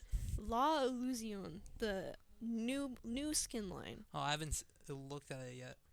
Lorelia ban from ODU. We're getting Maokai. Looks like Maokai giving them a lot of map control during, especially team fights here. Yeah. And could be, it's gonna be in the jungle. Yeah. Leaving their mid laner with the last pick here. And we're going with instead of Rel, they're hovering over it for a little bit. Instead of Rel, going with Nautilus. Looking like our mid laner is going for Ziggs instead of Corki this time around. The Ziggs buffs are good right now. The bomb range increase, the size of the bomb for his Q makes him a lot more impressive in lane, able to get a lot more poke down. As if, yeah, he really needed that. He needed more buffs. Now even more annoying. Try to dodge that Q. Yeah. Let's see what GMU responds with in the mid lane here. Try to find something before that Ziggs. Oh, going with Just Azir again. Basically, all they switched was their Rammus into Maokai, and they had to because Rammus was banned. Yeah. Again, sticking with the, if it's don't broke, don't fix it. But looks like for ODU, we've completely switched all of our champions. None of them are the same from the game we just witnessed. And none of those champions were banned. So really interesting. Let's see if they're trying to, create a new comp here. Looking forward to seeing what they're gonna try to do here.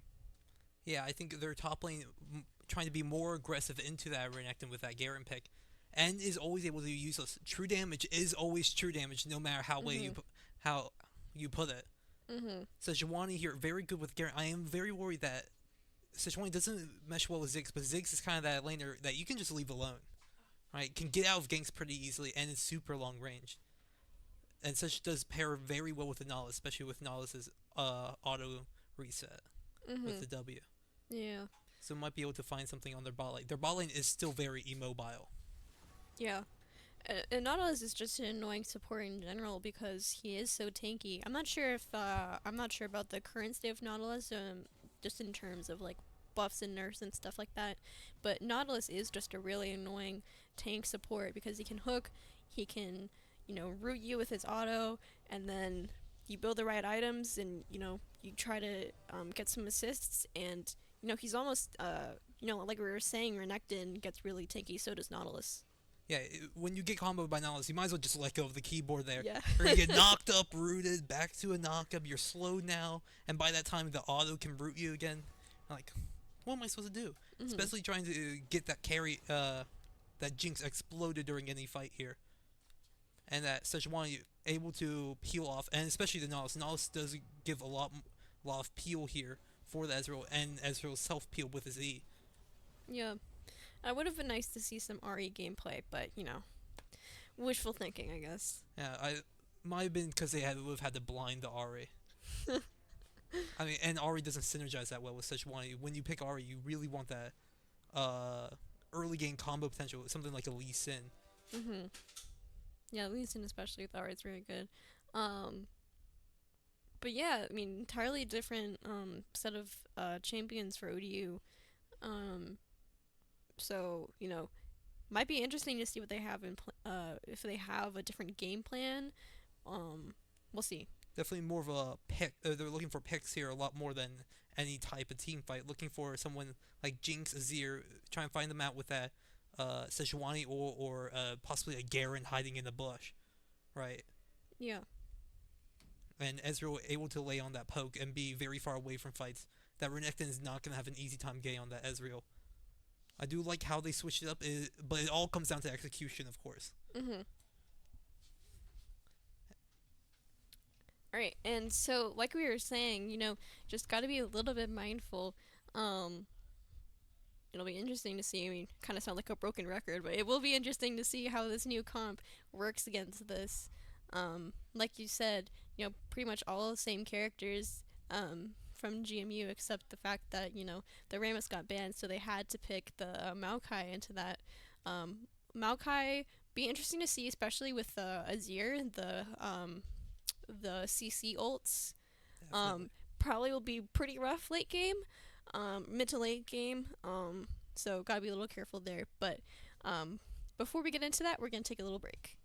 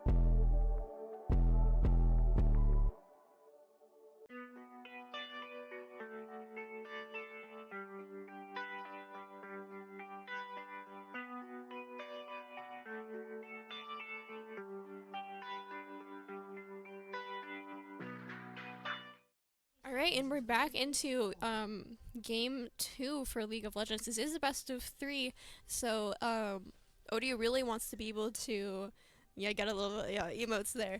Um, uh, ODU really needs to win this one in order to force a game 3 and be able to, you know, call this a victory.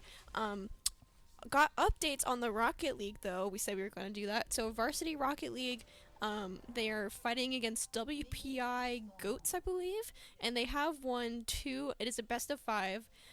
They have won the first 2. So it looks, hopefully, you know, fingers crossed, they managed to win against them. They have to get this win and 2 more to advance to tomorrow's tournament. So that is the update for Rocket League. But we are back into League of Legends. We're having, you know, little cat and mouse game with the Garen and the Renekton here.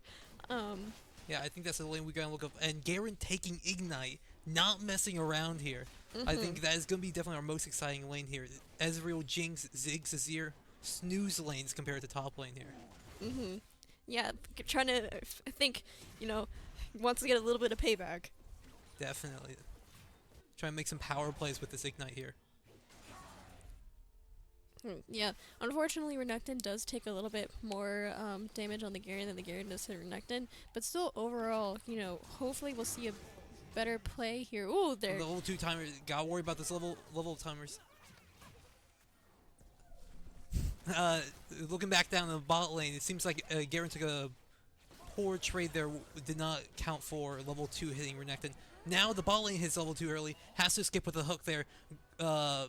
Bad trade for the Nautilus there. Not respecting that level 2 there. Again, also from ODU. No, Nautilus has hit level 2 at this point, but yeah, especially with you know, the Milio level 2 can get that sustain, you know, pretty early on, which makes it hard, especially for, you know, Ezreal is very much a, at least in my opinion, you have to wait till mid to late game, especially because, you know, you have that R cooldown. It looks like we might be able to get a pickup here on the Renekton. Yes, and the Sejuani gets the first blood up in top lane. So already we're, you know, cross our fingers, knock on wood, you know, we're getting a little bit of momentum in top lane here. But great start. Yeah, looking at the fact that their Garen has Ignite, they got the early pressure, and they saw that Renekton E in towards the tower. Instantly knew it's go time here. Garen all-ins and Sejuani's there just at the right time. Great pathing from the Sejuani. Seems to be a 3 camp into blue and straight to gank. Great stuff from there. Maokai showing up top lane but wasn't able to do much, just held away for Renekton there. I am a little worried that Renekton does have TP. They have a TP advantage. But if Garen's able to make use of that, and Ziggs able to pop flash off of Azir. Now Azir still has a TP and is just going to TP back, but it has a great summoner popping from Ziggs. Might be able to make something happen on this Azir. Sejuani is pretty good at interrupting that Azir E. So now might be at a standstill. I don't know how much Garen wants to play aggressive without his Ignite. But still might be able to look for something. Island advantage might be nice for them if we could see. Yeah, it looks like, you know, we have Maokai coming Baiting up him to there. the Sejuani here. Just all in onto that Renekton there. Renekton does have flash, but so does Garen. But Garen goes just down. not enough damage. That insane healing from Renekton. Just not enough there. They're holding on to flash for dear life. Yeah. Well, now GMU has brought the kill count back to even 1-1 here. You know, we were talking about how, you know, they really should have gotten some anti-heal for the last game. I hope they, you know, they tried to get some anti-heal for this game. It might be too soon to say anything just yet. Nautilus might get caught out Bot lane here. trade well, but good heal from Ezreal. Ezreal saving Nautilus' life. Jinx popping both sums and a heal from Emilio. That is so many sums being popped on the side of GMU, and their Jinx is pretty low on health. They might not be able to push much more here, but that Nautilus does have to get out of there right now. Yeah, instead of the support saving the ADC, it's the ADC saving the support. We love to see it. Yeah, it is a wild one here in Oh! bot lane, but they're aggressive. They know Nautilus is tanky. Ziggs ult comes down. Ezreal going in, flashing in, trying to get that here. But the shield from Melio is just brutal. Those shields from Melio And then Brutal. you had the gank down from Maokai. Really unfortunate there. Again, just really need to get that anti-heal early to be able to have some pressure in lane. Hoping to see that now Jinx is 2-0, which is not what we want to see because, you know, last game, at this point in time, she didn't have any kills, but she has 2-0 now. And, you know, she's getting a noon quiver, she's getting boots, you know, not what we want to see. Yeah, I think they popped the gun a little too early there. They needed to wait for their jungler because of their health bars. It was very close though from ODU, just barely not able to get it. I would love to see an early executioner's calling from this Garen though, to try and make that 1v1 with Renekton possible. Yeah. Yeah, really unfortunate there. It looked like it could have gone anyone's way, but again, that healing is just, you know. And they're already throwing up that Ezreal mid lane. But since they're coming back down. It's really hard for ODU too because they don't have a lot of, at least from what I know, not a whole lot of healing, except maybe, you know, Sejuani or Garen, if they get, you know, things like Warmogs or something like that. But That's only all of combat healing, that's the problem. yeah, exactly. Yeah, Garen taking a lot of damage there from the Renekton. Problem is, Renekton's W, when it's empowered, it shreds through Garen's W shield. Renekton W breaks shields. So it does give him tenacity to get out of the stun quicker, but it's a double-edged sword there. And hook onto Melio there. Might not be much getting off of here, just a huge item advantage on the side of GMU. But Sejuani's there, not 6 though, can't throw out the Glacial Prison. Just seems to be throwing him off. Oh, the second W lands on it. Has to pop the Jinx W. Maokai coming in for the counter gank. Melio very low. Ziggs ult gets Melio 1-for-1 right now. Have to worry about. So close. So close on Maokai, and Jinx had the Ezreal W. Very close already to getting more stuff done, but Ziggs was able to pick up the kill on Melio. Oh! Super Mega Death Rocket picks up Ezreal, and the Jinx passive getting What Nautilus. an upset. Just barely in range for that Jinx ult. That's very unfortunate. I hope you know how surprising that was for us for us casters. That was whoa. I'm surprised I didn't just hear them yell.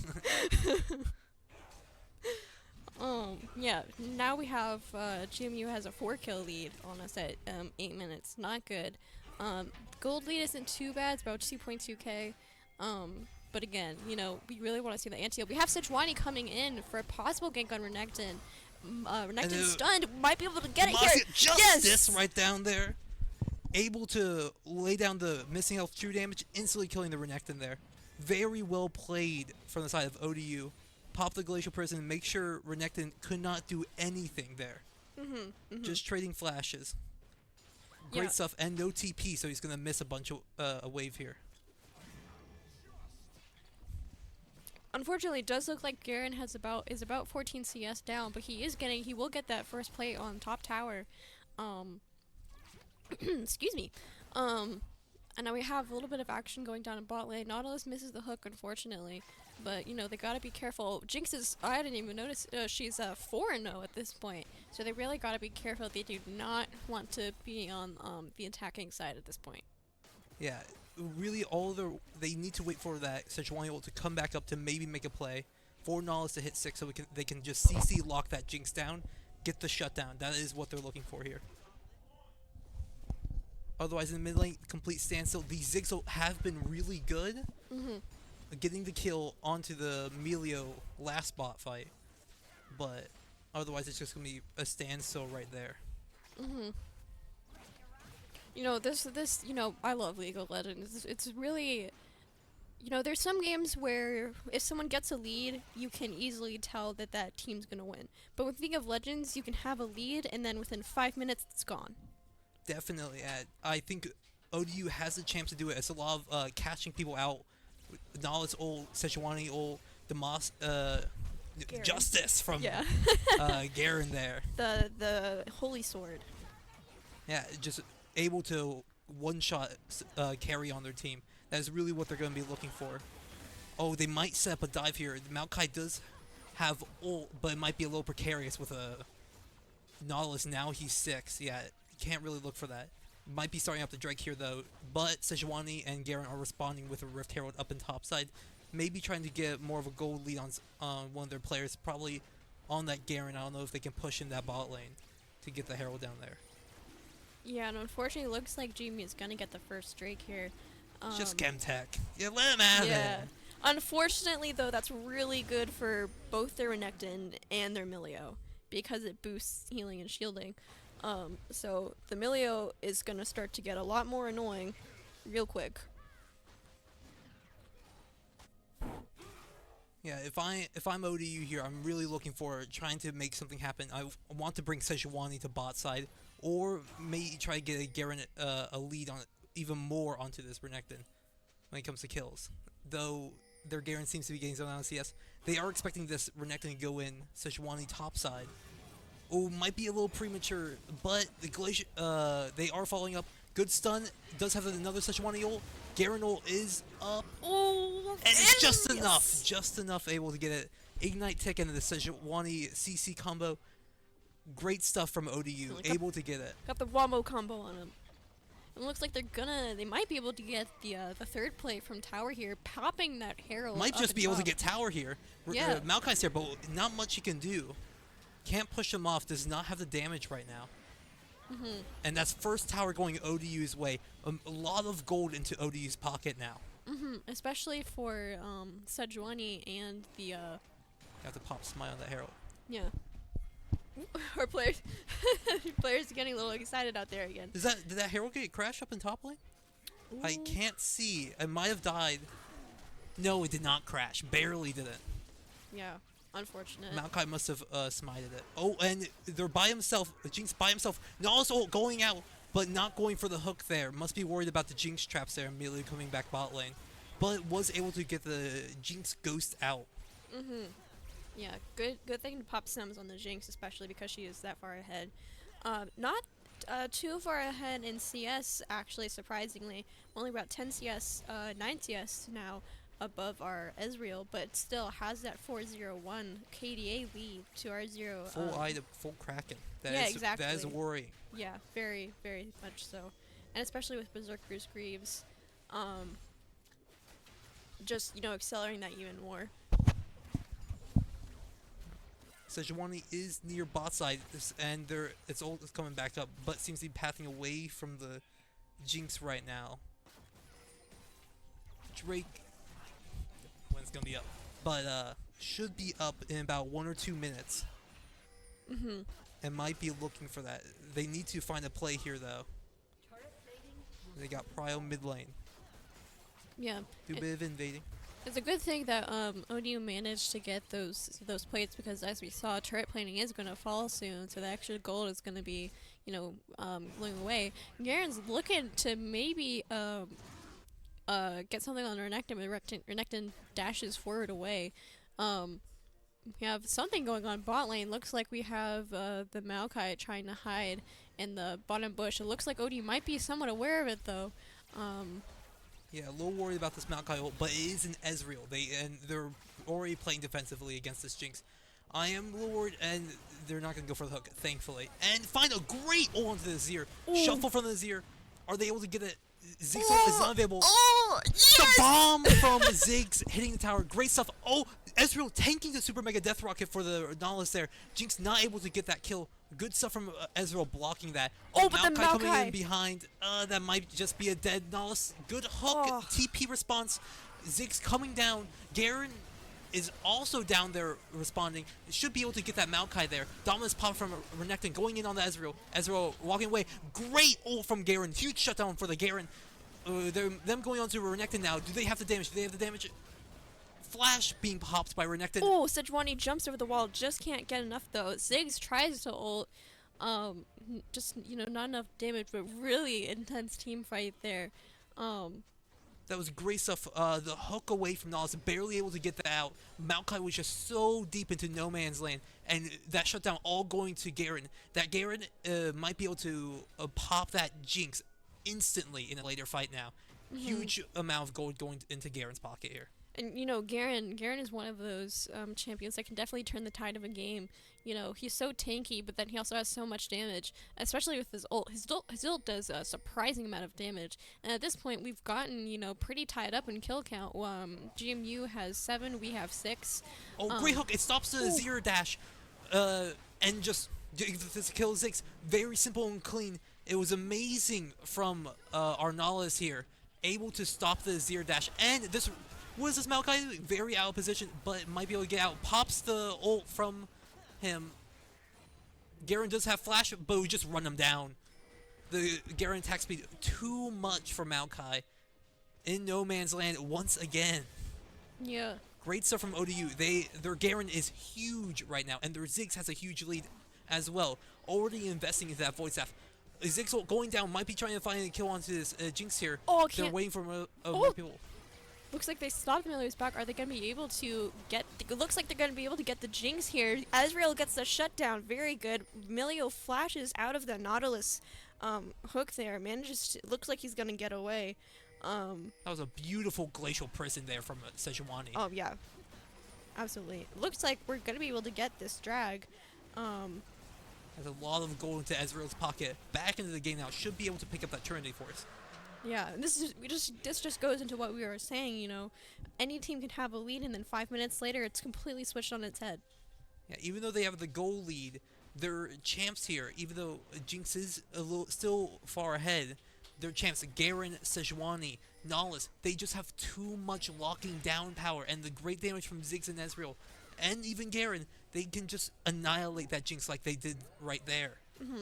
And GMU doesn't have a whole lot of hard CC, except for, you have the Maokai ult, you have, the Jinx trap route, possibly something from Renekton, but, you have a lot of, not a whole lot of lockdown power, like you said, from GMU, at least in my opinion. Especially on that Ezreal. Ezreal very hard to get on top of. Oh, yeah. Especially for Renekton. Renekton's job's trying to get on that Ezreal, but it's going to be super hard for him, especially him being 0-3.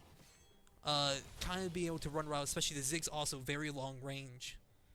So it is looking, honestly, pretty good here for ODU as long as they're able to get on top of that Jinx, which I think they should be able to do. And just as we were saying that, it looks like the Jinx started targeting the Nautilus a little bit. Having a little bit of a scuffle in mid lane. Bot lane has moved to mid lane now. And them getting second Herald, it seems like, up there. Garen has second Herald, might be wanting to place that possibly bot lane, possibly top lane. Trying to get more gold into that Garen's pocket, which is very important. They might just want to capitalize on the fact that they were able to get that top tower. Might want to use Herald top again because it worked out the last time. Still trying, still could be anyone's game here, but really proud of ODU for making that comeback, especially in the team fights, getting the Maokai alone, getting him out of the way, really good saves, especially like, the Ezreal has been taking things from the Nautilus, like I said earlier, it's nice to see an ADC, support their support, Yeah, good coordination from the ODU bot lane. I am wondering where that Garen might just go bot lane, get that first bot tower, open up the map wide open for ODU. That's what those first towers do. Definitely. Be great stuff if they are able to get it. And I mean, there's no one who can really contest that Garen. Maybe Jinx is able to cut out that Garen, but that's kind of our eyes are on this Garen and the CC combo here in the jungle. Looking for that Azir. Okay, Azir is committing to stay on this tower. They might be able to dive here. No, Azir is going to back off. And Garen does still have the Eye of the Herald here, so, might try to use it to, what's the word? Flush out? No, that's not the word. Flush out! There we go. Flush out the, Renekton from that tower. But it doesn't look like, at the moment, but we have a lot of people in mid lane. We have the Jinx, we have the Milio there, we have our Sejuani and Nautilus. Base. Oh, an early hole breaker from the Garen, making use of the great, how good it is right now. Yeah, definitely. Use it before it gets nerfed. Yeah, I'm still not seeing a lot of anti-heal, although maybe they think at this point that they don't need it since they were able to pressure that the Renekton, so hard early on. It still would be, a good backup plan, especially for Milio. But overall, I mean, they're doing pretty good. They must be doing something right. Yeah, and this whole breaker is just so oppressive. And Ooh. looking for a pick here onto Azir here. Good Nala's ult. Might just get him down. Garen ult coming down. Teleport coming out through a Renekton, though. Trying to find something back. And Nala's hooking the wall. Garen buying time. Lock up that Renekton. They might be able to turn here. But Ezreal's still mid lane. That Jinx damage is just insane, though. Jinx flashes over the wall, and it looks like only Ziggs might be getting out. But even then, Ziggs might be getting caught here. Sejuani looks like might have No, it seems like it's fine. sacrificed. Yeah, Sejuani sacrificing for the Ziggs here. No flash on Renekton. A slow coming in on the Ziggs. Renekton getting the shutdown. This Jinx is a force to be reckoned with. They definitely underestimated it. Jinx there. And that might be a Baron call from them. Not a good fight there. They overstayed quite a bit there. Very unfortunate. Especially, unfortunate the shutdown on the Garen, too. Yeah, it seems to have gone also into Jinx's hands, which is might be approaching third item here. Yeah, that's all we want to see on a Jinx. Especially because she is 6-1-4 now. She has a 200 gold bounty. The Renekton also, from that fight, got a, looks like 150 gold bounty. It's coming up from 0 to 3, to 2 to 3. So, like we saw last game, Renekton can snowball pretty hard, so hopefully he doesn't get any more kills to become even more tanky.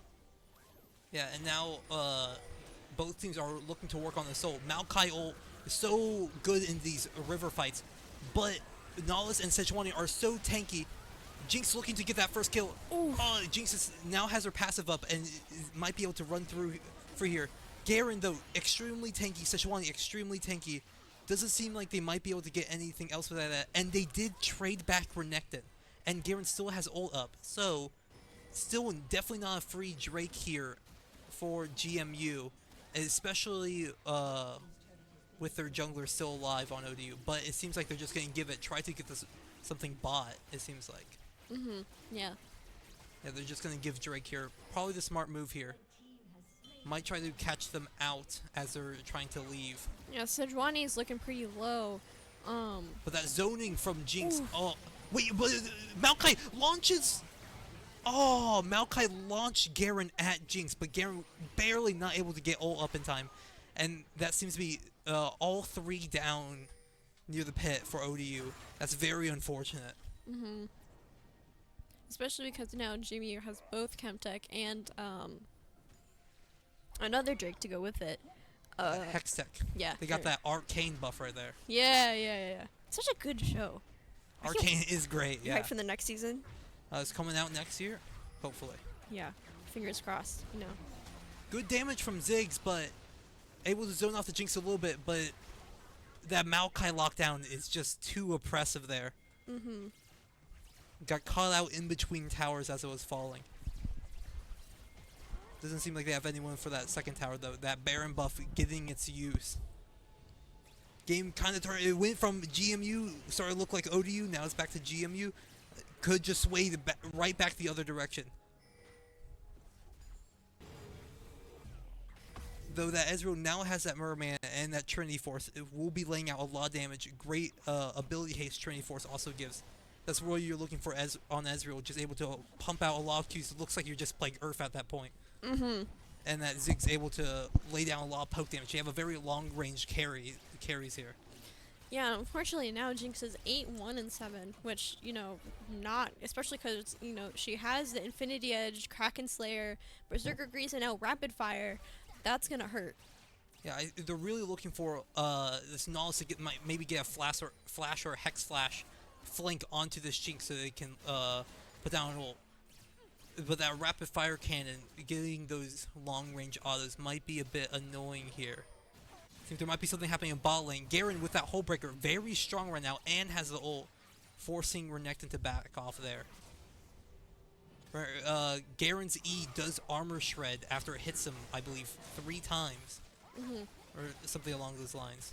Maokai just ulting mid lane. Clear it out right there. Get the push under tower. It seems like top lane tower is going to go down. They just don't have enough control. The 2 mid towers be down. They don't have enough control to be in their topside jungle right now. We're really looking for a good pick when this next Drake comes up from ODU before the fight, right? We want this Garen to keep putting on the pressure. They have gotten 2 towers bot lane thanks to this Garen. Yeah, unfortunately though, we are still tied in tower count 4-4, and we are down 5 kills to GMU 16. It is over. It is doable, like we said. I mean, they can go really any way, but you know, fingers crossed. Yeah, they really need to find something here. I do think something along the lines of a Sejuani ult onto one of their carries is needed very soon. One of these shutdowns going into Garen, Ziggs, or Ezreal's pocket would be great for OD right now. I especially think on possibly Garen, because it looks like he's building. You know, he has Hullbreaker. Looks like, you know, if he could get the shutdown to help finish those last few items there. Might be a phantom dancer he's making with that Zeal right now. Yeah. Again, I'm still not seeing a lot of anti-heal. Maybe, I know, maybe I'm just, you know, inexperienced and you don't need anti-heal, but, you know, it would be nice for the Renekton, especially because he is getting that kill count back up. Last game it was very needed. Maybe they just don't think they need it right now. I trust them. I believe they have it under control. Their main problem is this Jinx. They really need that lockdown tools for it. Good dodge away from that for Ezreal. Garen laying down some pressure. This Drake is coming up. Another Hextech Drake. That'd be really bad if the GMU gets it, because that attack speed is brutal on Jinx. And it seems like they're setting up a classic ambush.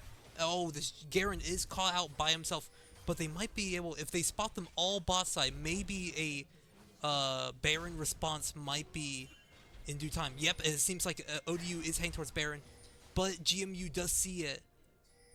Luckily, Garen does manage to, you know, sense them coming and doesn't get picked off. Early Renekton teleport. It seems like ODU does not know he's teleporting. Renekton jumping in onto the Ziggs. Ziggs jumps towards him. A little careful, and they're arriving with the Maokai ult. They have to get out of there, and it seems like they got out of there without any deaths. A couple flashes burn on the side of ODU, but able to get out of there unscathed. Now they, it looks like GMU might just be starting up that Baron here. It is being shredded pretty fast. Jinx damage and Azir damage is very good at shredding Baron here. It doesn't seem like OD has vision on it. Now they have vision. Ooh, who gets the Baron? Oh, Garen great, gets a shutdown! Great Garen move onto their backline, getting the kill onto Jinx. Huge ult from Garen, and able to kill the Azir there too. Though GMU gets the Baron. Great shutdowns going into ODU, and able to get that Drake now, denying the Hextech Drake. And sole point for GMU. Great fight there from ODU, splitting up their team. And, you know, it's really good that we got the Jinx and Azir out, because with Baron buff, they would just be even more annoying. Yeah, Jinx with Baron buff, very good at pushing waves. So is Azir.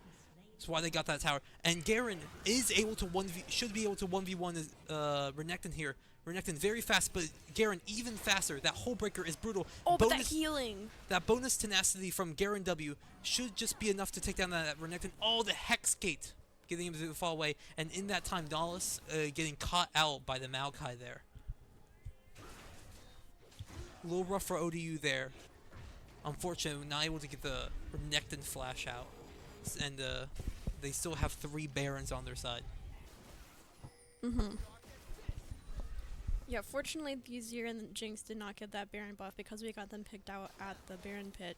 But still, you know, we did manage to get a dragon back, but, you know, is it going to be enough?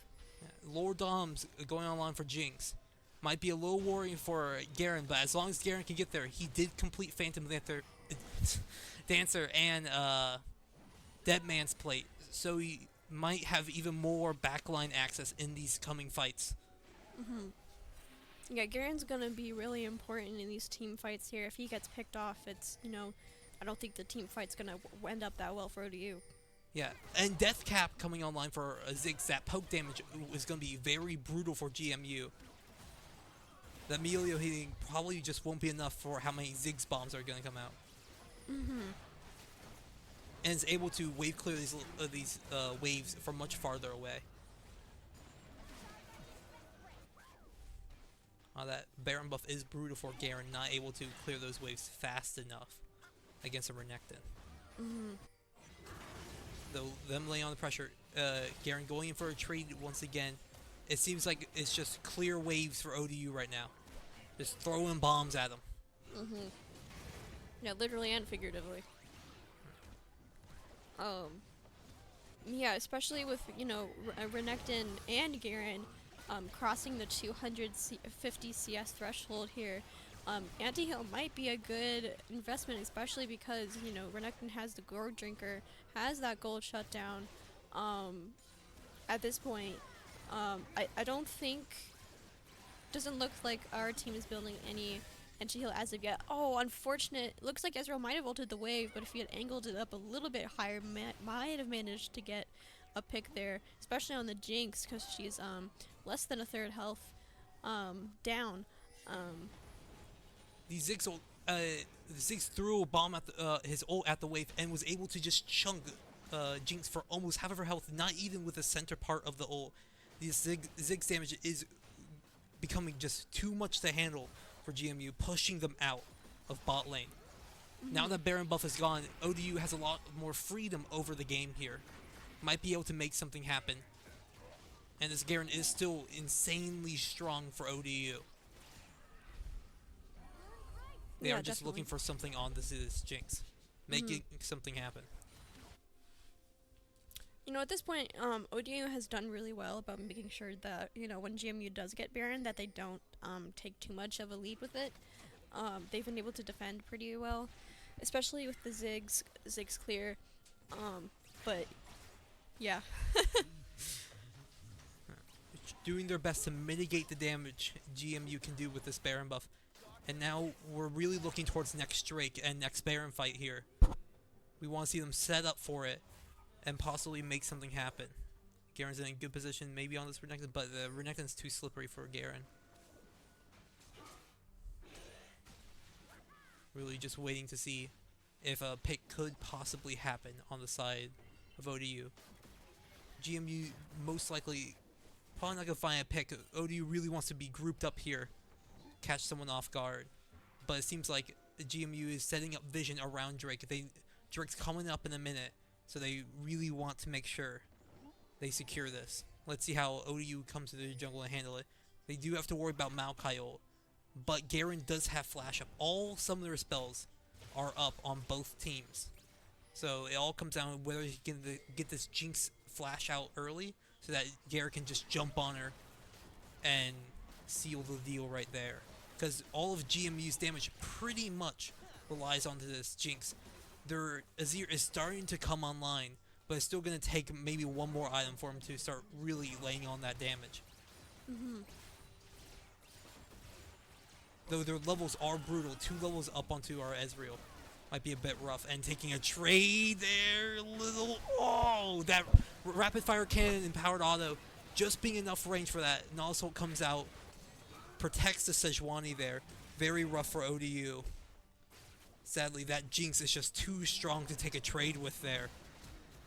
And with the passive from Jinx, just runs down Ziggs. This is very rough. Garen needs to look for her back here, possibly getting this Jinx under control. Jinx's passive going crazy right now. Oh, Jinx has too many stacks of her passive. Might just be too much for ODU to handle. They're going for the end. Jinx just doing too much damage with her passive.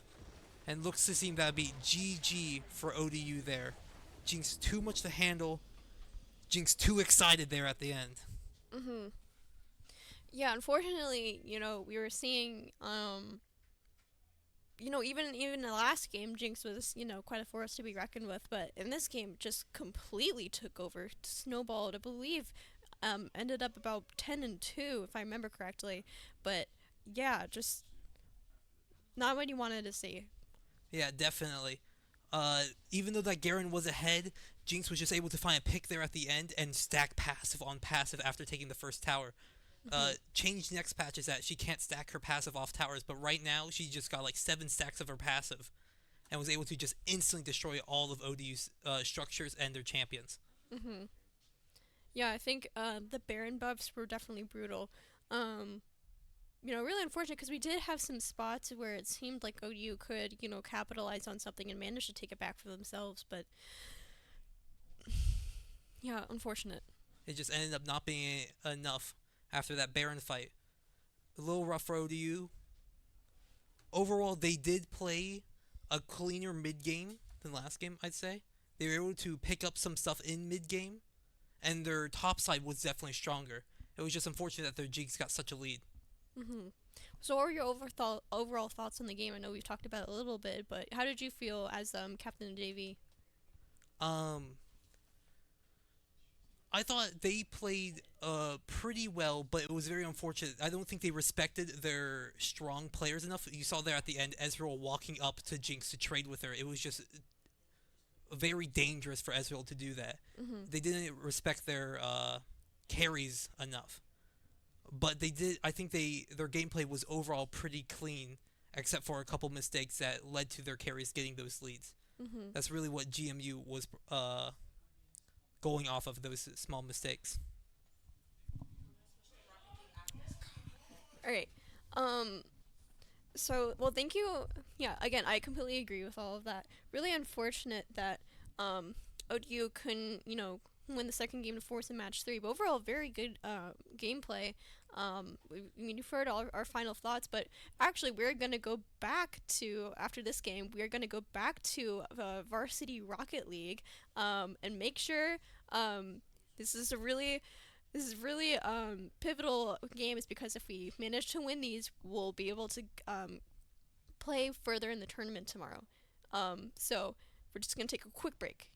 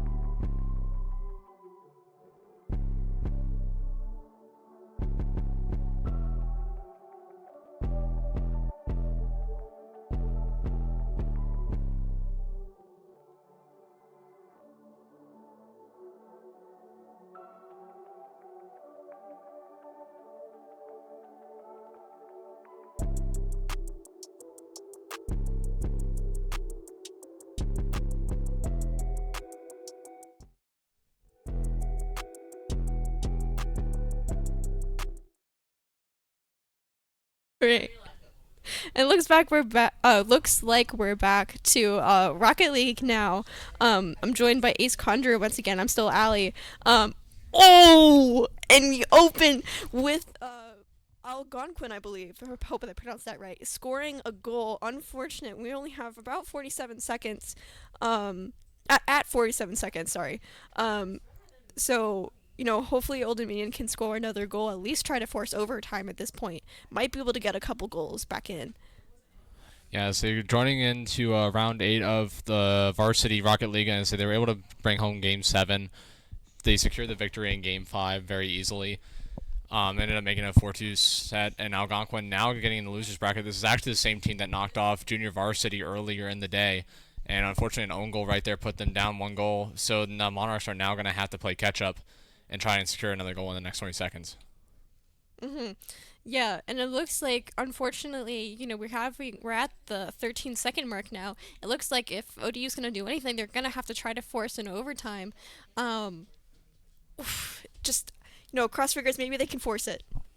Yeah, right now the Freshness has control of the ball. They're going to take it down to a second. They're going to let it drop right there. So Algonquin will be taking Game 1. Now this is a best-of-5 series that we will be picking up right here with the Varsity Rocket League. They are 1 round off from making it into the qualification round. So far, Varsity is putting on a clinical performance in the bracket. Yeah, and really, it's honestly really impressive that we've made it this far. We hope that they can continue to go forward, but still, we're very proud of our Monarchs here at ODU.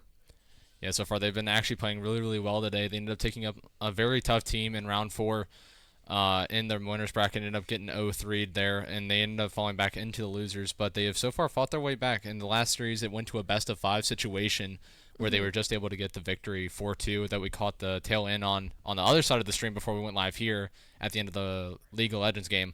But right now, going into Game 1 so far, just a small mistake from the Monarchs cost them that game. Yeah, unfortunate that we opened right onto Rocket League and saw a goal from, the opposing team, but still, crossing our fingers. I've seen some really good plays from the Rocket League team. A lot of buzzer beaters, a lot of, really tense overtimes. I have faith in them. Yeah, see, that's one thing that Varsity does have is the clutch factor, and we're actually going to be joining into Game 2 right here, about 15 seconds already in, and Algonquin with the control of the ball. Already making a center pass, but he saves it! That was an own save right there. They had the shot, they had the goal, but Trey literally had nowhere to go on the shot, and that just actually saved the Monarchs right there. That was almost a goal to open up with Algonquin. And it looks like right now the Monarchs are on the attack still. Justin with the center pass, Trey able to get up to it. Now, Trey is an RLCS pro. Actually was with M80 Rocket League back in the day, if you all remember that team. He was an ex-contender, and right now they are putting on the shots. Algonquin not letting up right now on the Monarchs. Yeah, and we're at about 50 seconds, over 50 seconds in, and still no one has scored a goal quite yet. Algonquin does have the Game 1 advantage. Oof. Yeah, and what a save right there from GoGod. We just saw that right there. And she took, my co-caster right here took a breath of just sigh of relief right there. She was able to just see the save, but Dan not able to get up for it right there. Trey able to snipe that in the top bar, just underneath crossbar, able to get to it just in time.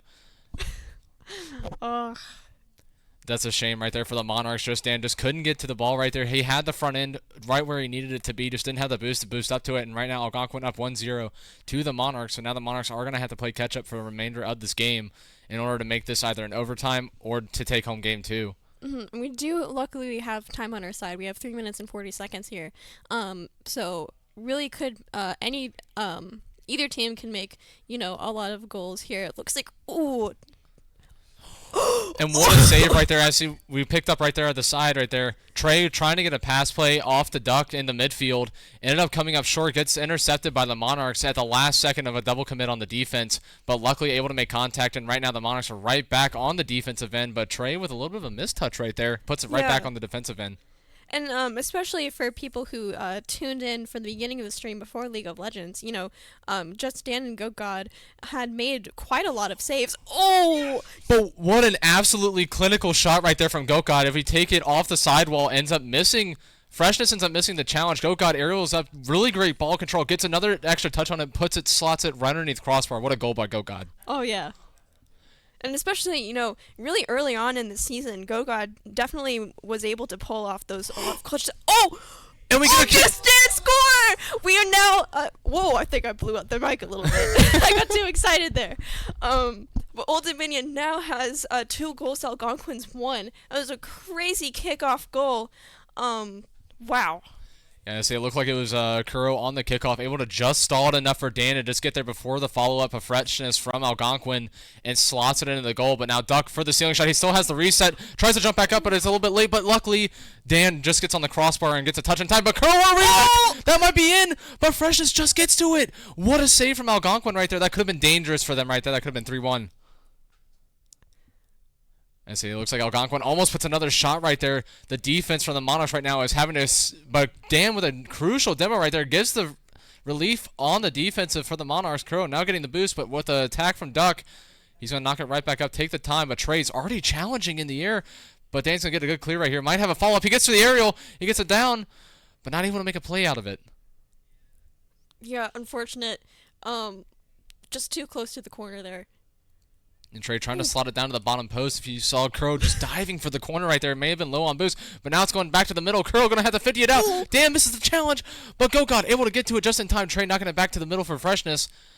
I say right now the Monarchs right now are just hard on defense right now. They are just getting shot on. Especially they're trying to keep that, one goal lead. Oh. as soon as we start talking, there's something that makes us go, whoa. Yeah, right now they've put it right back to center, but what a clear from Kuro right there. That could have been a very dangerous pass play right there. Algonquin almost took advantage of that. You saw Trey right there in the middle. Yeah. That could have been dangerous. Oh, so close. Might be able to... Oh, unfortunate. Duck gets the clear out. Could have been something goal there, unfortunately. But yeah, whew, this is an intense one. It's a very intense game, that is for sure. I say right now, Old Dominion does have the lead at the moment. Almost gets faked out right there from Algonquin, but now they're going to be on the defensive measure. Goka going off the ceiling. Trey knocks it down, but Kuro's going to try and get the follow-up. Now they're in a dangerous position because Dan has the challenge. That could be down to Trey. He could get the touch. Oh, but they just get to it just in time right there. Look at the defensive measures that they're taking. The Monarchs are. Algonquin just putting the pressure on the Monarchs at the moment on offense with a minute left. But just Dan has made quite a few saves just in this match alone, especially through... Oh! Just as I say that, of course. Unfortunately, Duck scores and makes it a 2-2. So, Old Dominion definitely wants to score another goal here to try to escape overtime, just win this round. But, yeah, if nothing else, try to force an overtime. Oh, it looks like we're starting off with a demolition. A demo just Dan from Algonquin there. Looks like they're trying to make a shoot for Old Dominion there. Missed just a little bit too much to the left. But, ooh.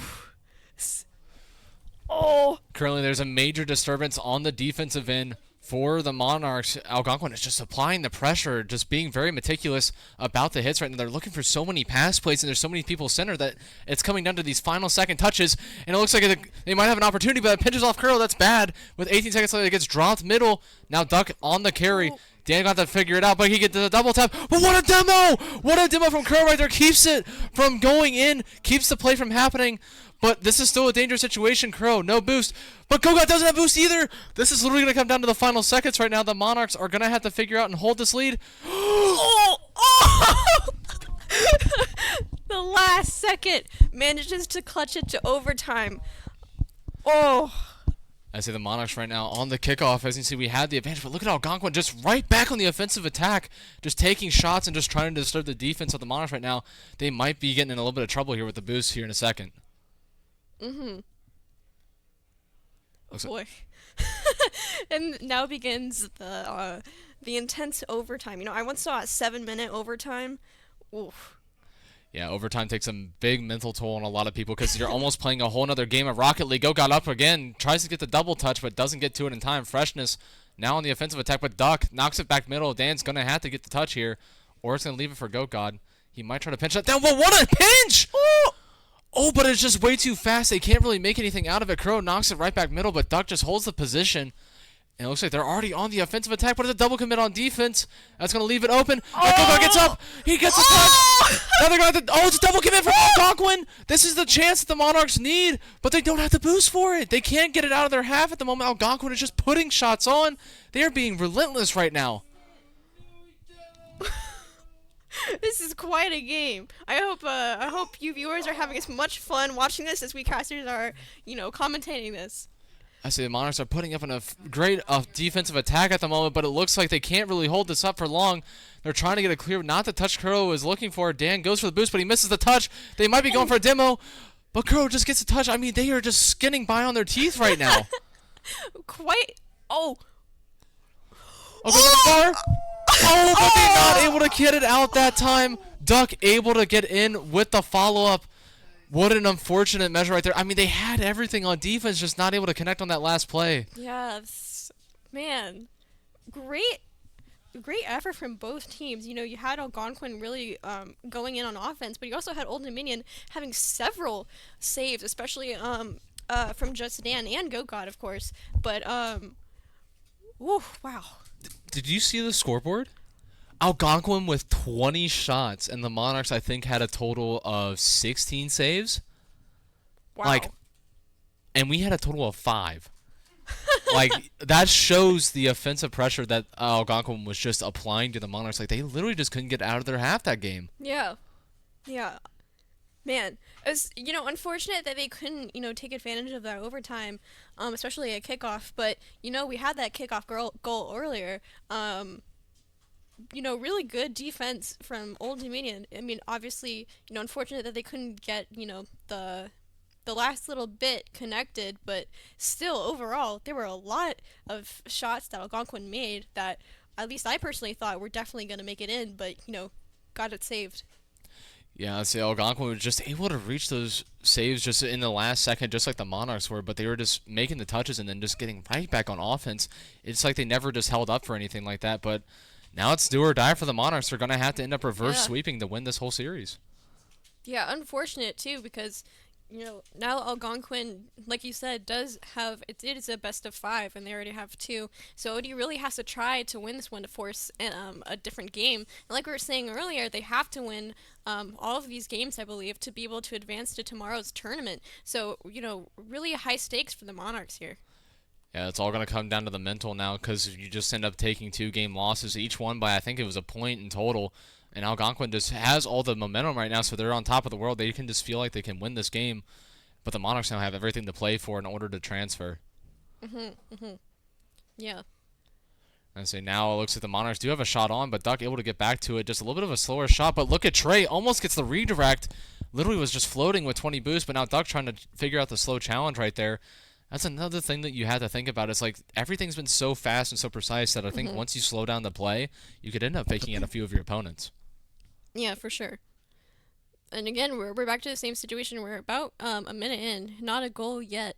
We might be looking at another overtime here. It really could be anyone's game. Good, good save from Kuro there. It could have been a bad, you're talking about morale. Could have been a bad morale to have the first goal go to Algonquin in Game 3 here. But really good save from Kuro. Yeah, Kuro actually went off the ceiling right there. A little bit of a squishy save. Able to just get to it in time, but Dan now going up. Misses the touch, but leaves it open for Kuro. Kuro blasts it to the corner. Oh. But a triple commit just to keep it out of the corner, but Goka puts it right back up. And Trey is trying to just keep it out of their half, but right now the Monarchs are definitely applying the pressure. Dan with a crucial demo. Goes for another bump. Kuro not able to get anybody center, but gets another double tap and puts Goka out of position, but Freshness is on the attack, and that's going to be a shot off. And just the overcommit right there, just that split-second overcommit and that last-second touch just put the Monarchs in a bad position. Unfortunate. We were just talking about how, if Algonquin got the first goal, this might be a bad morale boost in Game 3. Hopefully our Monarchs are hanging in there. Your mental state is definitely a big factor in these kinds of games. 100%. It all comes down to just being able to hold up on the mental game, but now they've really got to get out and get a little bit more physical for sure, because Algonquin has just been demoing or bumping them relentlessly, and I haven't seen too much of that out of the Monarchs. It could just be their play style, but unfortunately, they're just paying the price for it right now. Yeah, and Algonquin is very aggressive. We've seen that by how many, like you said, around 20 shots from Algonquin. We have about 16 saves from ODU, where at this point we're just, we're trying to keep our head afloat.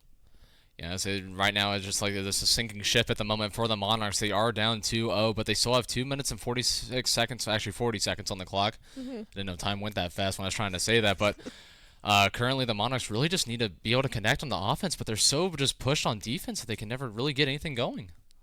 Yeah. Well, they might. Unfortunate there. And then Kuro gets him on the back and leaves it open. for Oh. Algonquin, and once again, just making them pay for the overextension on the defensive end. And right now, Algonquin just with all the momentum. And we're about 2:20 in, and Algonquin has a 3-goal lead to our 0. So it's not looking good for the Monarchs here, especially because we were talking about they have to win these games. And if Algonquin wins this round, unfortunately, ODU does not get to compete tomorrow. Yeah, it all comes down to just them being able to connect on the offensive measures, and currently they're just not taking advantage of the opportunities that they have. Like Dan just has a shot right there, just hits it too hard to the right, and that could have just been an easy goal, top right, and just unfortunately just not able to connect. I think the pressure is starting to get to him. Yeah. And it's understandable. This is a very fast-paced game, especially, we've seen last round. They probably were a little exhausted from those 16 saves. Oh, so close. They almost got it in there, but unfortunate. Yeah, I say when it comes down to just more of the overtime specifically, that puts a heavy mental, because once you lose that overtime, you feel a lot more defeated. And currently that's kind of showcasing a little bit in Game 3 right now, but we still got to have high hopes for the Monarchs that they can bring this back, because they have had other series where they have been down and are able to rally back, so hopefully they can do that soon, because they're down to about a minute 30 left, so they really got to start making something happen. Yeah, we're going to send them our energy.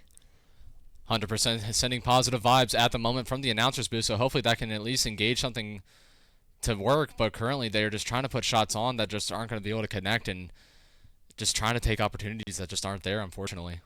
Yeah, and we're now about 1 minute and 5 seconds, and ODU has to get 3 goals in order to force an overtime. It looks very unlikely. And yeah, 1 minute remaining. This doesn't look good for the Monarchs. Especially, we do get Algonquin Demos Goat God there trying to get a goal in. Oh, almost Curl almost gets a goal in. Unfortunately, gets saved by Algonquin. That could have been the point they needed to save their morale there. But Crow does get a demo on freshness that could help a little bit. But unfortunately, we're down to 30 seconds now. 3 goals in 30 seconds. I'm not sure if they can do that. I say it's going to be literally just having to take kickoff goals at this point. Now down to 20 seconds, it's looking extremely unlikely unless the Monarchs make something happen in literally the next 5 seconds. And currently, Algonquin is just playing just great defense, and it looks like this is pretty much going to be cut and dry for the Monarchs. This is looking like this is where they do get defeated. 9 seconds left, and it looks like it's pretty much going to be all over for the Monarchs. They really just can't score 3 goals at this point. Yeah. So they can only hope for the last second goal, and unfortunately they're not even going to get that. They can at least secure the final goal for that morale boost, so that is going to be a 3-0 for the Monarchs, and the final game is also 3-0. That's got to be heartbreaking. Yeah, especially because we really wanted to see the Monarchs as casters make it to the tournament tomorrow. Can't imagine how the players would be feeling as well. Yeah, really unfortunate, but I mean, you got to give it to Algonquin, really good plays, but also, even though Old Dominion lost, put up a really good fight. We're still very proud of them. Yeah, Algonquin actually took out both Rocket League teams today. They took the JV guys out in the second round earlier today. They ended up falling the losers bracket from an upset against Nova. But unfortunately, it looks like the varsity guys did end up encouraging the same wrath that they put on us. But Yeah. overall, I'd say still the performance today was pretty solid. Definitely. Lots of, exciting moments for us casters, and hopefully for you viewers as well. Hopefully you enjoyed watching this. Unfortunately, ODU does not win. They will not be going forward to tomorrow's tournament. But either way, still very entertaining and intense game of Rocket League here. Yeah, so they put it all on the field. They gave it everything that they had, 100% for sure.